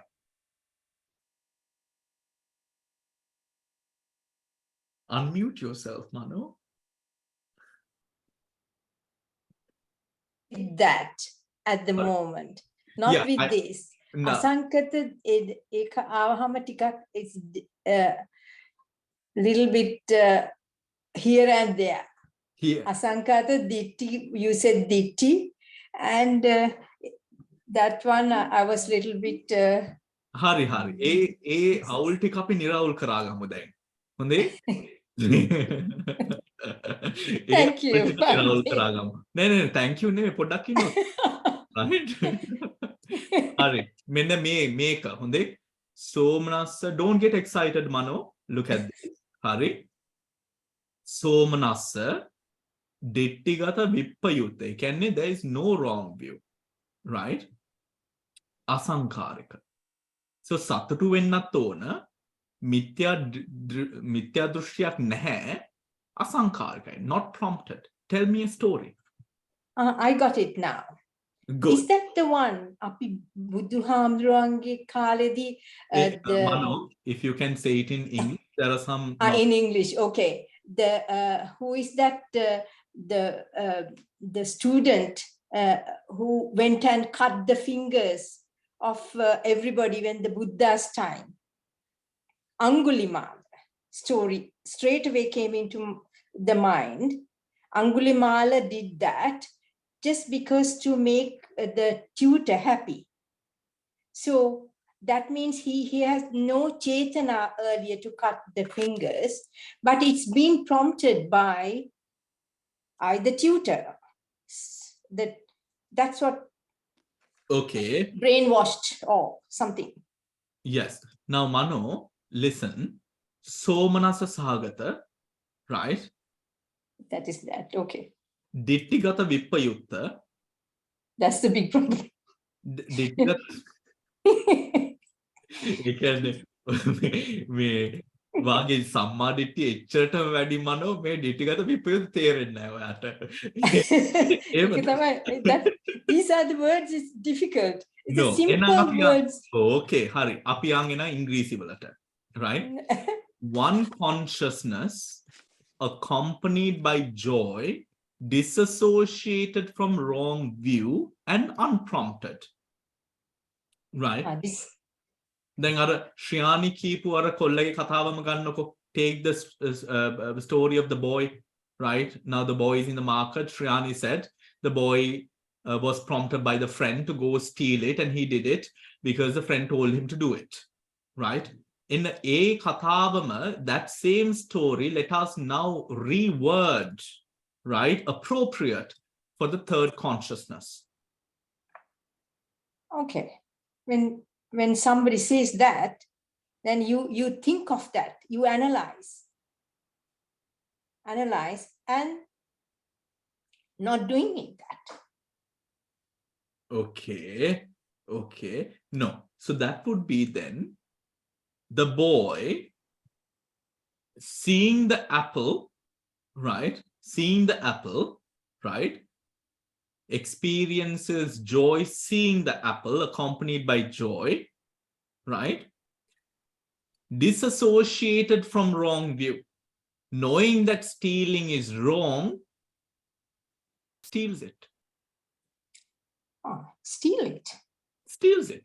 දැනගෙන ඉතින් වැරදි කියලා දන්නවා ඉතින් කරා. So then that means he's done a bad karma. Yes, of course. දැන් මේ ඔක්කොමලින් bad karma වෙනවා.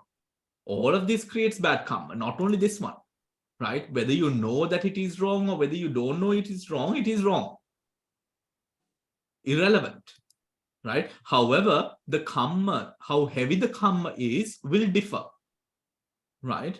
So the example would be the boy seeing the apple, right? Has joy, seeing the apple, disassociated from wrong view, right? Meaning the boy knowing that the apple stealing is wrong, does it,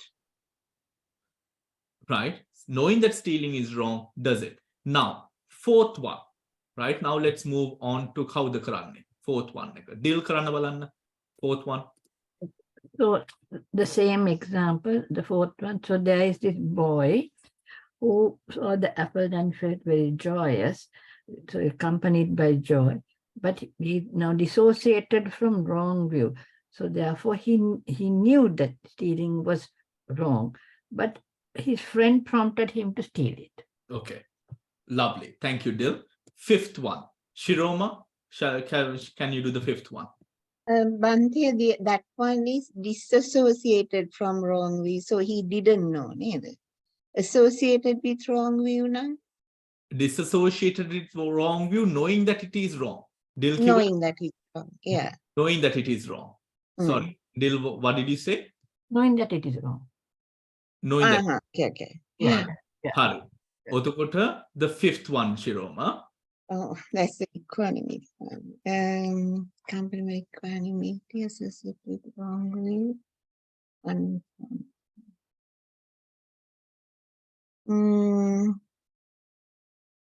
The boy feeling hungry, knowing associated with wrongly, not knowing it was wrong, stole it on his own, unprompted. Just stole it without thinking about it. Associated with wrong view. Associated with wrong view. So there must be a justification. Yeah, because he was hungry. Yes. He thought he wanted to just get the apple. Yeah. And he just went and stole it because he thought he had the right to take it. Okay. Unprompted. He did it on his own. Yeah. Correct. Right. Now, who's going to do the sixth one? Damayanti, try Karam, the sixth one. The boy, when he saw the apple, with equanimity, he was not neither happy or anything, but he had the associated the wrong view, but somebody prompted him, oh, you're hungry. He knew it is wrong, but because somebody said, go and get it, he got it, went and stole it. Yeah, associated with wrong view. Otokota, there's a justification that what he is doing is okay. Right? So, yes. So then, Mukhadoto Kata Vinas Fenona. Is he justified? It is, I mean, there's lots of apples, so one apple will be stealing is okay. Yes, yes. So there's a justification. And even his mind would have talked like that to him, prompted his mind as well, not another person. Yes, yes, absolutely. Wonderful. Hiranti, Hatveniyaka.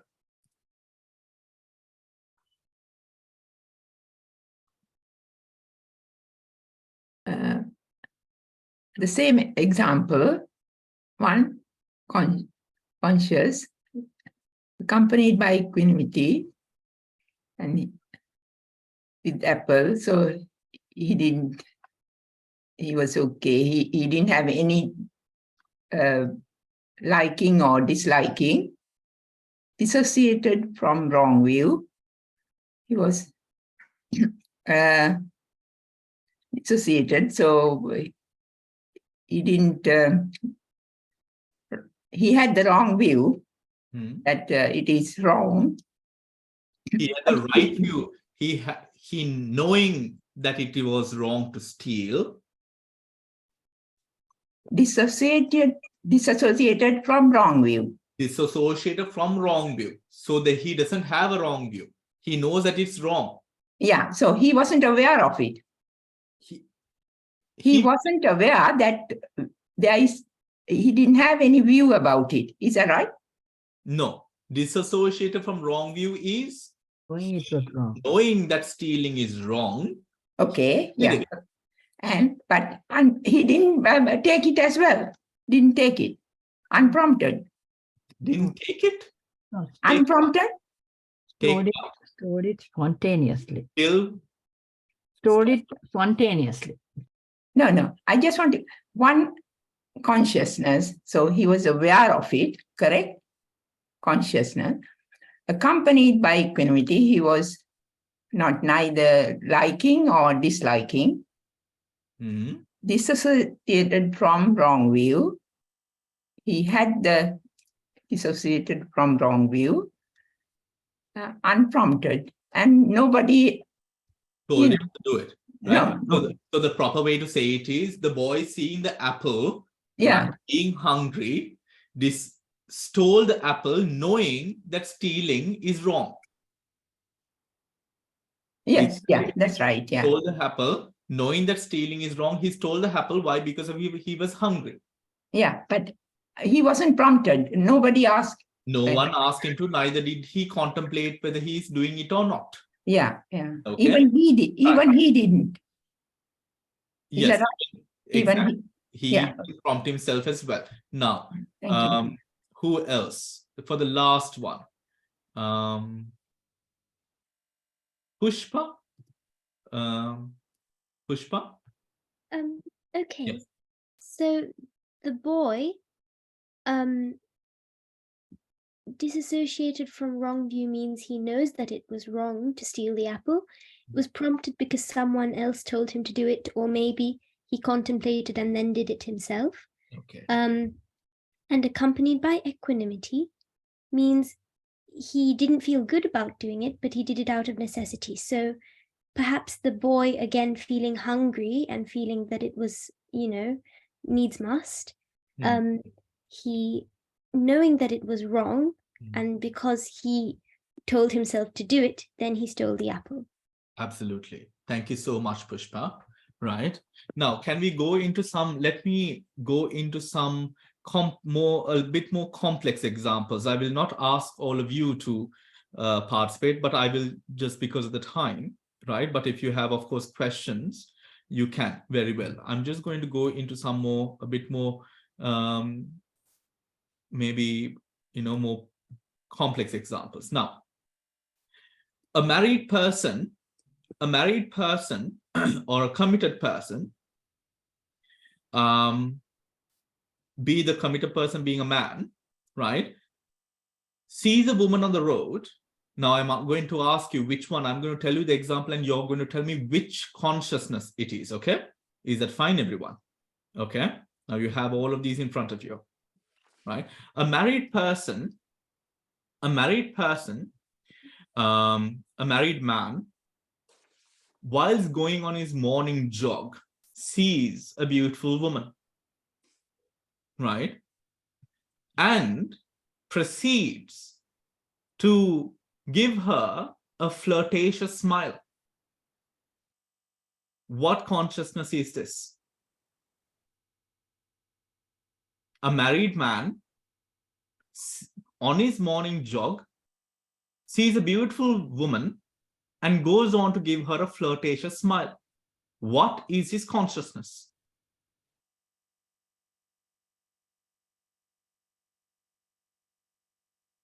Mano? Hari, yes, Pushpa, kiyanna. Is it the consciousness accompanied by joy, but disassociated from wrong view and unprompted? Correct. Perfect. Right? Did everyone get that one? Right? Learn from that. Learn from that. Right. So the man seeing a beautiful woman and went on to give her a flirtatious smile, accompanied by joy. He did not think about it. He did not justify it in any way. Right. So it was what?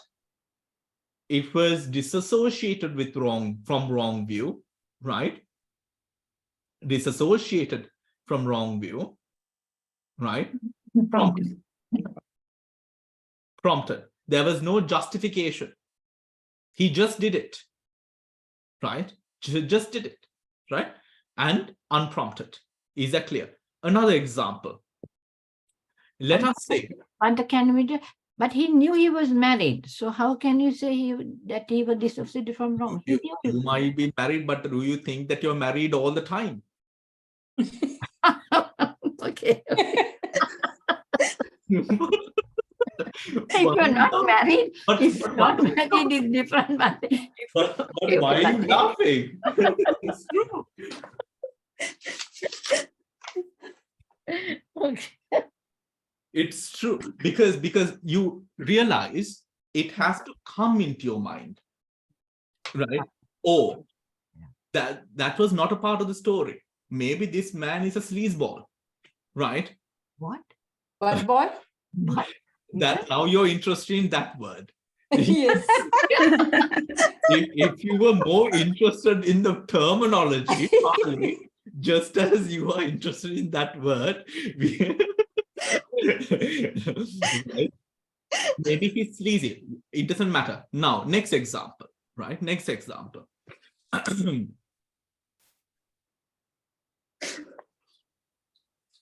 A woman, knowing that she is beautiful, used her looks to get the promotion she wanted.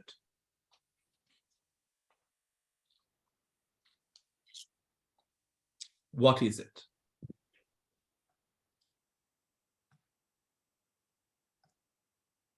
That's wrong. Of course it's wrong. We don't want whether it's wrong or right. We want the consciousness. Joy associated with wrong view and prompted. Joy associated with wrong view. Wrong view and prompted.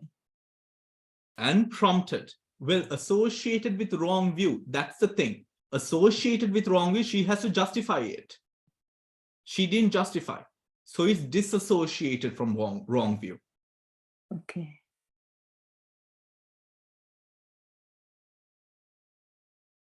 Is that clear? Does that make sense? Very complicated questions. Yes, I mean real life questions. Right? We have to put it into real life. Right? Now, another one. Do you get the associated and disassociated there? In the associated with wrong view, right, there is a justification, right? In the disassociated from wrong view, right, there is no justification plus, right? The person knows that it is wrong, but still goes on to do it for personal gain or whatever it is, right? Now, let's take another example, right? Right now, actually, now let's take another example. Right? Let's take another example. A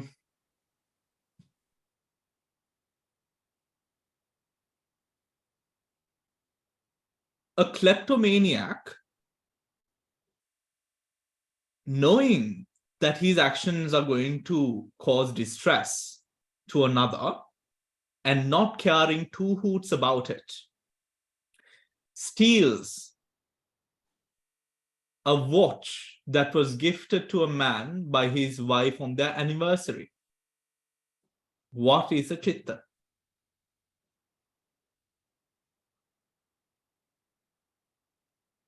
A kleptomaniac, knowing that his actions cause distress, stole a watch that was gifted to a man by his wife on their anniversary. What is a chitta?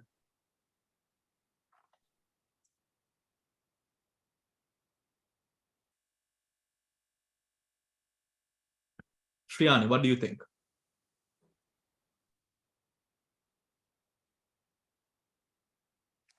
I think that joy disassociated from wrong view, prompted. Where was the joy? Because he knew that he's stealing it. He knew he has the addiction to he's a kleptomaniac, so he knows his own self. But the thing is, the story did not say so. But he liked the watch. That's why he stole it. But he's a kleptomaniac, so it's upekka sahagata. No, we must stick to the story, right? Yes, Dil, it is upekka sahagata, right? So now it's a upekka sahagata chitta. A kleptomaniac steals a watch, knowing that his actions cause distress, stole a watch, right? What is a chitta? Dil is correct. It needs to be upekka, right? What is the rest though? So then it's one of these four. Knowing that his actions cause distress is the other hint that you're getting. Disassociate?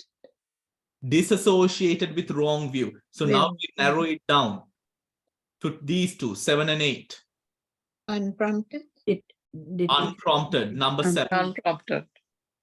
Unprompted, number 7. Is that clear, everyone? Yes. Right? Unprompted, because he's a klepto. He wanted to steal it, knowing that his actions, but he didn't give 2 hoots about it. He doesn't care about what that other person is stealing, thinking or feeling. He stole it, right? Is that clear, everyone? Right? Again, another example.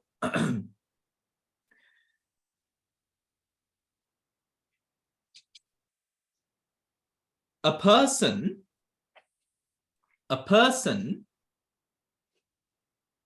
thinking that everything is impermanent,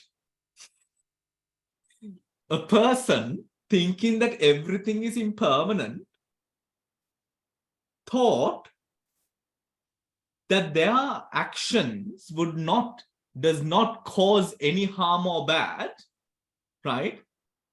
And continued. No, let me read. A person thinking that everything is impermanent, hence their deeds are itself impermanent, right? Went on to defame another and was happy about their actions and also thought that it was wise. What is a chitta?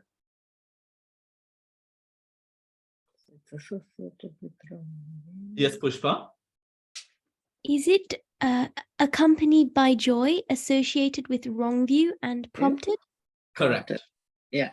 It would Correct. still be wrong view, because although they are aware that everything is impermanent, it's still not correct view, because then they have the thought that what they're doing is not wrong still, even though it is wrong. Absolutely. And it's accompanied by joy because they think that they're doing the right thing, even though they're not. Absolutely. Wonderful. Thank you so much. Perfect. Number 2, right? One consciousness accompanied by joy associated with wrong view and prompted, right? Prompted, right? Why the person may ඔක්කොම හිතලා තමයි දැන් මේක කරේ. කොහමරි වැරද්ද කරන්නත් ඕන ඒත් නිවන් මාර්ගයේ දකින්නත් ඕන. මොනවද කරේ? නිවනින් වැරද්ද කරා. Not going to happen. It's a lobha chitta, right? It's a lobha chitta, right? Now, a Buddhist monk, a Buddhist monk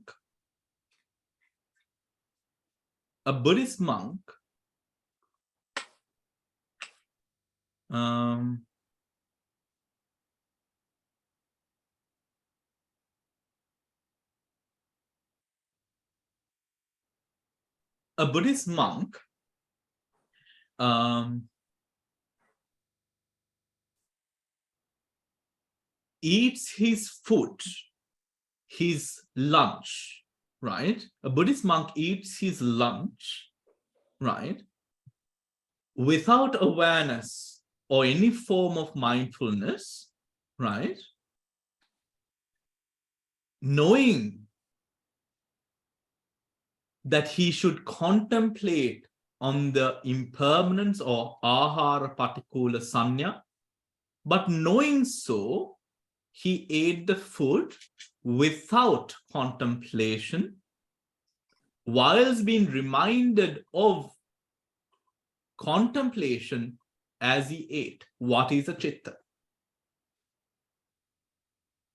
If I am to repeat it again, the Buddhist monk is eating his daldana, right? And he knows that he has to do the ahara patikula sanya, right? Or else it's a dukkhata. He's not supposed to eat without doing it, the contemplation. But he's, let us say, he's tired or he just can't be bothered on this particular day, right? That he continues, he's reminded of it whilst he's eating, but he ignores that and continues to eat. What is a chitta? Upeka sahagata, Agata, ditthigata vipayutta. Payutta, And then because he was prompted. sasankarika. Associate, correct.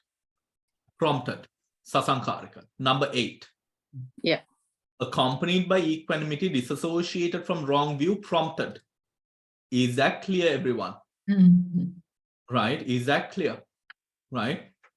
Now, are you clear on those 8 lobachittas? Right? Are you clear on those 8 lobachittas? Now, those lobachittas, those manifestations we experience day in and day out. Right? Day in and day out, those manifestations of those lobachittas happen in each and every one of us if we are not aware.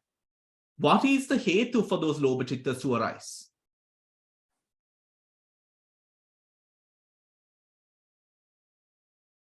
Anusay?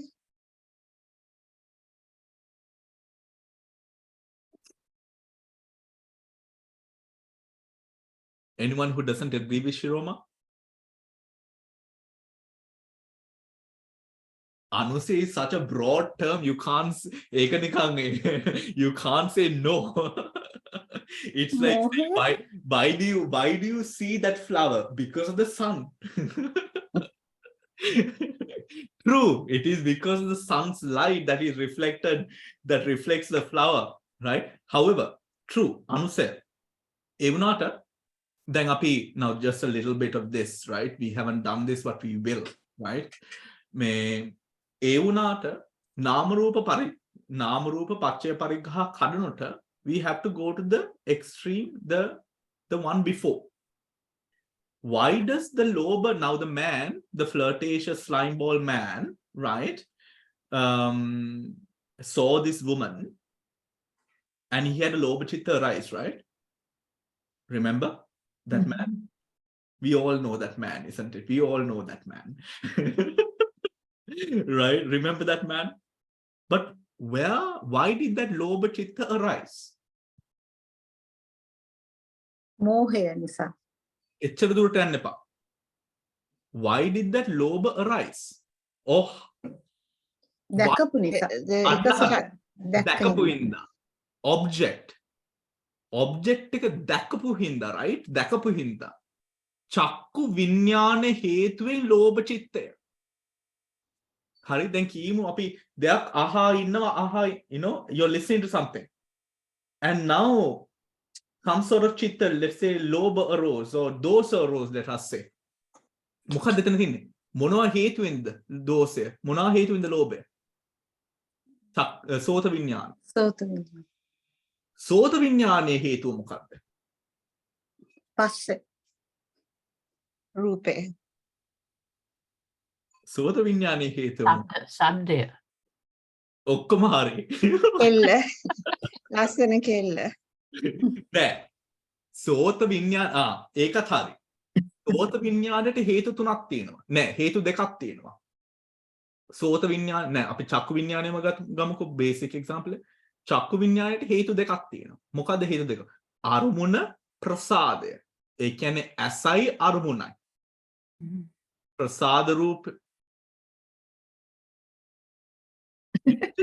balloons? Where did that come from? It's like the blue light from earlier. It's a mystery. I know, right? I thought it was like, I was wondering what that light was. Anyways, now I know it was a software something. Okay. So, චක්කු විඤ්ඤාණයට හේතුව අරමුණයි ප්‍රසාදය. කියන්නේ retina එක. The retina and the object. හරි. ඔතකොට චක්කු විඤ්ඤාණය විපාකයක්. ඒ විපාකයේ හේතුව කර්මයක්. ඒ කර්මය අතීත පංචස්කන්ධය. ඒ අතීත පංචස්කන්ධේ මේ මොමන්ට් මේ අවස්ථාවට ගැලපෙන්නේ අවිද්‍යාව. මම ආයනේ සකසඤ්ඤාව. මගේ එන්නේ ඒකට අවශ්‍ය පදනම වැටෙන්නේ අර අනුසේ. කර්ම විපාකේ නේද බන්තේ? කර්ම විපාකේ තමයි. කර්ම විපාකේ මේ මොමන්ට් එක චක්කු විඥානය. චක්කු විඥානය කර්ම විපාකේ කර්මය. past. past එකට බැටුනේ ගමම past එකෙන් තමයි අවිද්‍යාව අල්ලන්නේ. මොකද past අවිද්‍යාව හින්දා තමයි මේ මොමන්ට් එකේ භව තණ්හාව හටගන්නේ. උතර චක්කු විඥානය හටගත්තු හේතුවෙන් චක්කු විඥානයේ උඩ භව තණ්හාව. සෝත විඥාන උඩ භව තණ්හාව. ජීවහා විඥාන උඩ භව තණ්හාව. ඉතින් බන්ටි අවිද්‍යාවත් එක්ක තණ්හා දාන්න බෑ. ignorance and craving. අවිද්‍යාව හින්දා තණ්හා. අවිද්‍යාව මුල්ව තමයි තණ්හාව හටගන්නේ. අවිද්‍යාව තණ්හාව උතකොට. ඒ තණ්හාව තමයි භව තණ්හාව.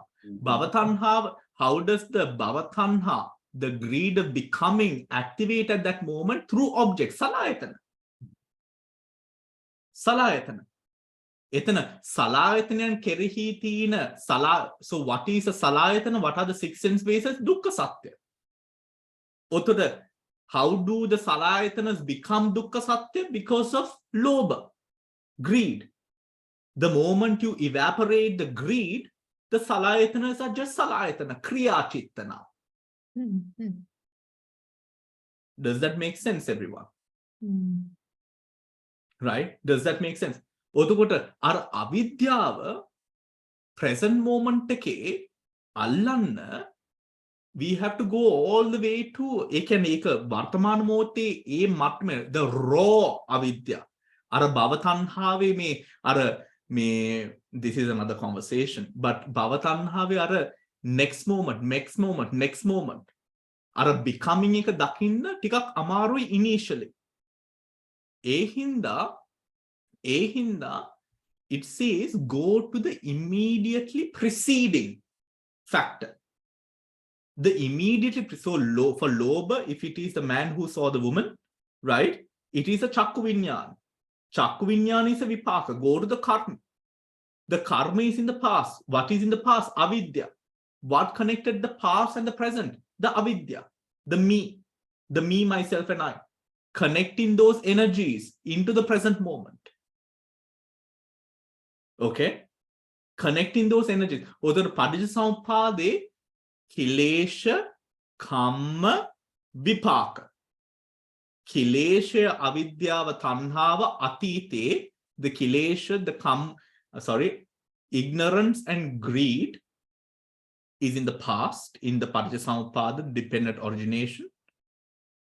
That affects the present moment, how we cognize and how the mind works.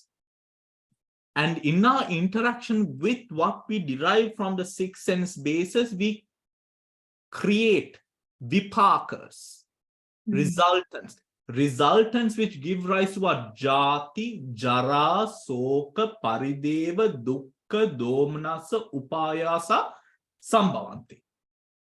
All of that arise. Why? How did that create? Because of the lobha chetasika.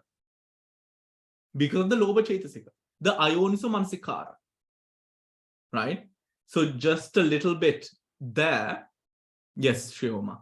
Going to the preceding thought moment, you were saying, so when the lobha chitta comes, if we go to the proximate, very close preceding thought moment would have been Vedana, because the sasankarika, the joyous feeling of seeing the girl, made you smile, give that flirtatious smile. So if you actually catch that Vedana and let go, you wouldn't have smiled then. Yeah, to catch that Vedana, you need to catch that Vedana, right? To catch that Vedana. Because we can't catch the consciousness or the kamma or the avidya or the anusaya. Only thing we can catch would be that pleasant feeling. The Vedana. Practically. Through the Vedana. Here it says, then you're not talking about isolating the Vedana, no? No, you experience the Vedana.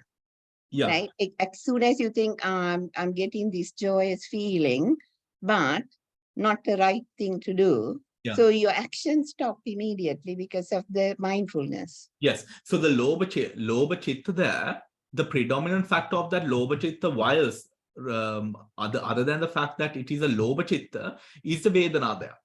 Yeah. And then the Bhavatanha doesn't arise. Yeah. That is in Dhammanupassana. Yeah, in whatever way, practically. Yeah, initially the Bhavatanha will always arise. But the thing is, right, now let us take a mother, right, and a child, or let us take, forget a child, let us take attachment to a property, a house, the house that you live in, right, that you work so hard, which is something that we have, people have a lot. You know, sometimes they only have one house, and this is the house that they have worked for their entire life to have, right? Or a daughter. Now, the house is a concept, a conventional reality, sammuti satcha, right? Seeing the arising and the passing of the house is very gross. It's difficult because a house can have many components. That house is what? How am I holding on to that house? Or how am I holding on to my son or daughter? Lobha Chitta. My house. My house. My house. My daughter. My child. From the sammuti, we put it into the ultimate. What is the ultimate? Let us say, as an example, the first Lobha Chitta. Now you have one Lobha Chitta. Now the house or the daughter or the son has become one Lobha Chitta, and the first Lobha Chitta has 19 mental factors. All in all, that house or daughter or person, whatever, has now become 20 factors. Those 20 factors focusing upon one, let us say focusing upon the Lobha Chetasika itself, nothing else. Lobha Chetasika itself is an ultimate reality, Paramata Dhamma. That Lobha Chetasika, that is Nama Kammatthana. Right? Nama Kammatthana. Nama Rupa Paricheda Nama. That Nama arises because of Chakku Vinyana, Hetupala. Right? Hetupala. So after Pacchaya Pariggaha, what do we have? What do we have after Pacchaya Pariggaha? Sammasana. Sammasanayana. How does Sammasanayana arise? Seeing arising, passing in a gross way. The clear comprehension of that Nama Kanda as it being that absolute form, that Nama Kanda. Make it piliband, there is no doubt. Do you understand?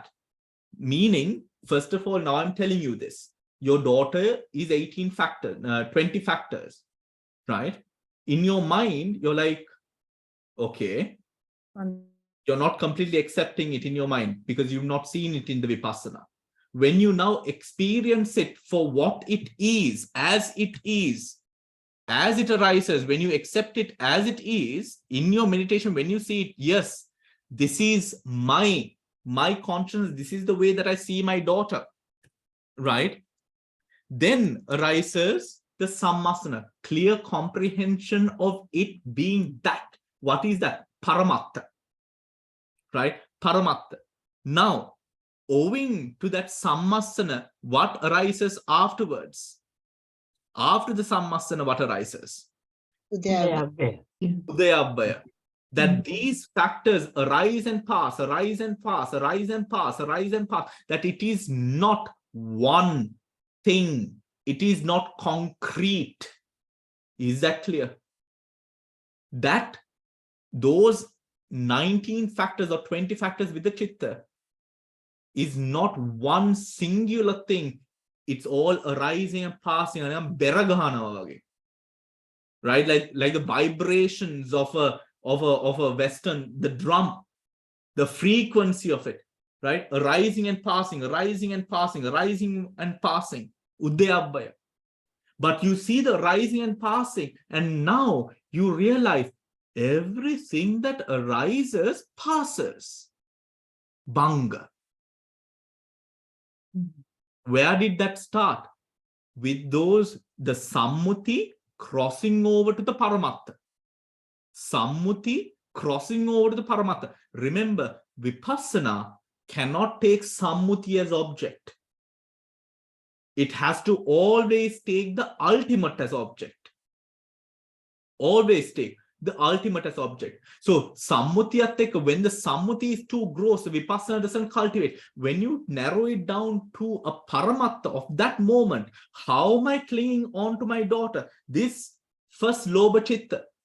This Lobha Chitta, you can see the different angles of the Lobha Chitta, the desire in it, how the mind applies to it, how the mind stays with it. Rising and passing, rising and passing. Then the Banga Jnana. Then everything dissipates. Like the ground under your feet is being removed from you. The foundation that all your happiness, all your stability in life was founded upon is now sort of really like the carpet being taken from beneath your feet. That solidity that you found yourself in the Sammuti Loka is being taken away. Why? We see the Sammuti Loka dissipating. Bhaya Jnana. Bhaya. That fear now starts to rise. Now the rocky road, right? Now the Anusaya, like a snake that has been injured, the Anusaya, the snake will come behind you. The Anusaya will find a way. It will give you stomach aches. It will make you vomit. It will give you different causes and sensations and Vedanas, pains. Bodily, your bowel functions may be irritated. Some people, some people even experience their bowels are emptied right on the meditation seat. They can't control it. It becomes so intense of an experience, all starting from the switching over from Sammati to Paramattha. This is kind of like the feeling. Metana baya wenna epa. Baya wenna epa. Don't get too scared about it, right? Different people had different experiences. Some people, they go through it, with so gracefully and so elegantly they go through it, right?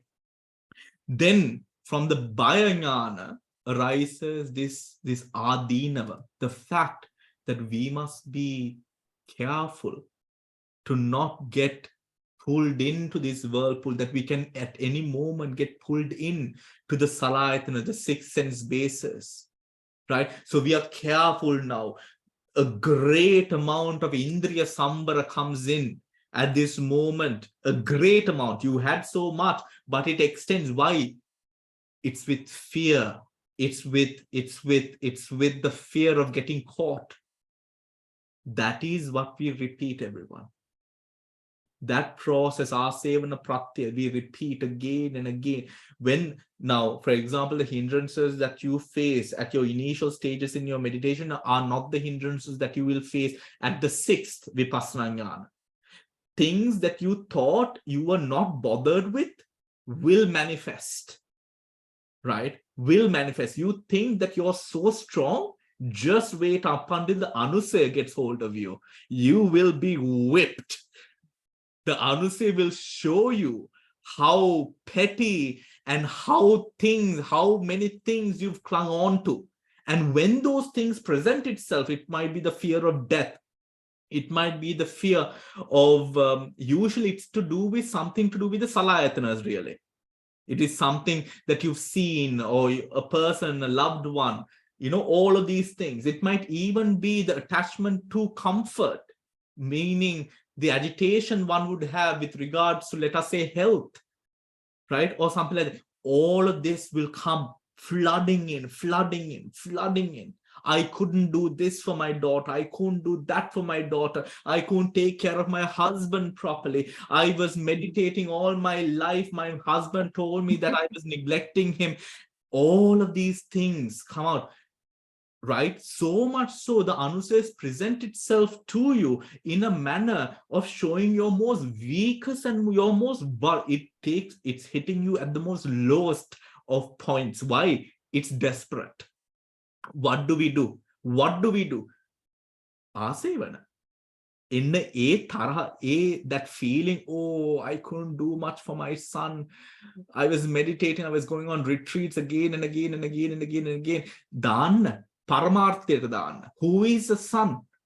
The son, kadanna paramartheta. What is your guilt? Kadanna paramartheta. Right? What is it? What are the concepts? It's a concept, no? Bring the concept into paramartha. E paramarthe adinave bangaya sammasane, see it as it is. But the thing is, sammasana is a bit tough because you can't do sammasana having two steps on two different worlds. You have to have that faith in that present moment experience, right? Present moment, meaning when you're breaking up or when you see your daughter dissipate into 18 parts, right? If you're going to break it up in more, there are 28 rupas that also come there, right? 27 rupas, ittibhava rupa, right? So 27 plus 20, so 47 parts, right? Your daughter or your child will dissipate into 47 parts, right? Some people get a bit stirred up when they see their loved ones in 47 different parts. But what you're seeing is not like the organs being taken out. No. Right? What you're seeing is how the mind clung on to the daughter, how the mind clung on to the guilt, how the mind clung on to the things that you could have done and you shouldn't have done, and all of these concepts. It was okkama paramartha. Then paramarthata mokadda api danne? Mokadda paramartha kiyala kiyanne? Nikan chittayak kiwot athida? Is it enough if you just call it chitta? Not enough. Our minds are too gross and too cunning and too frivolous for that. That is why, everyone, I am telling Abhidhamma, right? Because the Abhidhamma breaks it up into 89 parts, 121 parts, 52 chaitasikas, 28 rupas. ඊට වඩා කරන්න විදියක් නැහැ. ඕකට දාපු ගමම්ම, there is no my daughter disappears. It's only phenomena. That phenomena is so much easier to work with Vipassana Jnana, because you can't work Sammuti and Vipassana together. Only Paramartha and Vipassana. Does that make sense, everyone? Yeah? All right, wonderful. I will leave it there. Okay? Can I ask a question, please? Hiranti. Yes. Yes. How can I get the past discussions, Bhante, please? How can I get the past discussion? So this Abhidhamma class? Yes, please. Yeah. It's on the YouTube channel. On the YouTube channel. Dhamma Centre. Just under Dhamma Centre, if I go, and then I can get each one, especially the one today's one. I need to follow it through. Yes, of course. Of course. Yeah. You will get it through the YouTube channel, Hirante. Okay. Thank you. Right. Thank you. All right, everyone. We will be discussing these further. There is so much different Nayakrama, which I am so excited to teach all of you. Right. I mean, I was just telling Shiroma today, all of you should sell your properties and move to Colchester. So we can we can all live together. Every day we can Dhamma Sakaccha, and I can teach you all of But there are other people living, Bhante, so it's not possible. They won't like to come to. Who cares about other people? We are all right, everyone. Take care. And Tedwan Sannai, and of course, Thank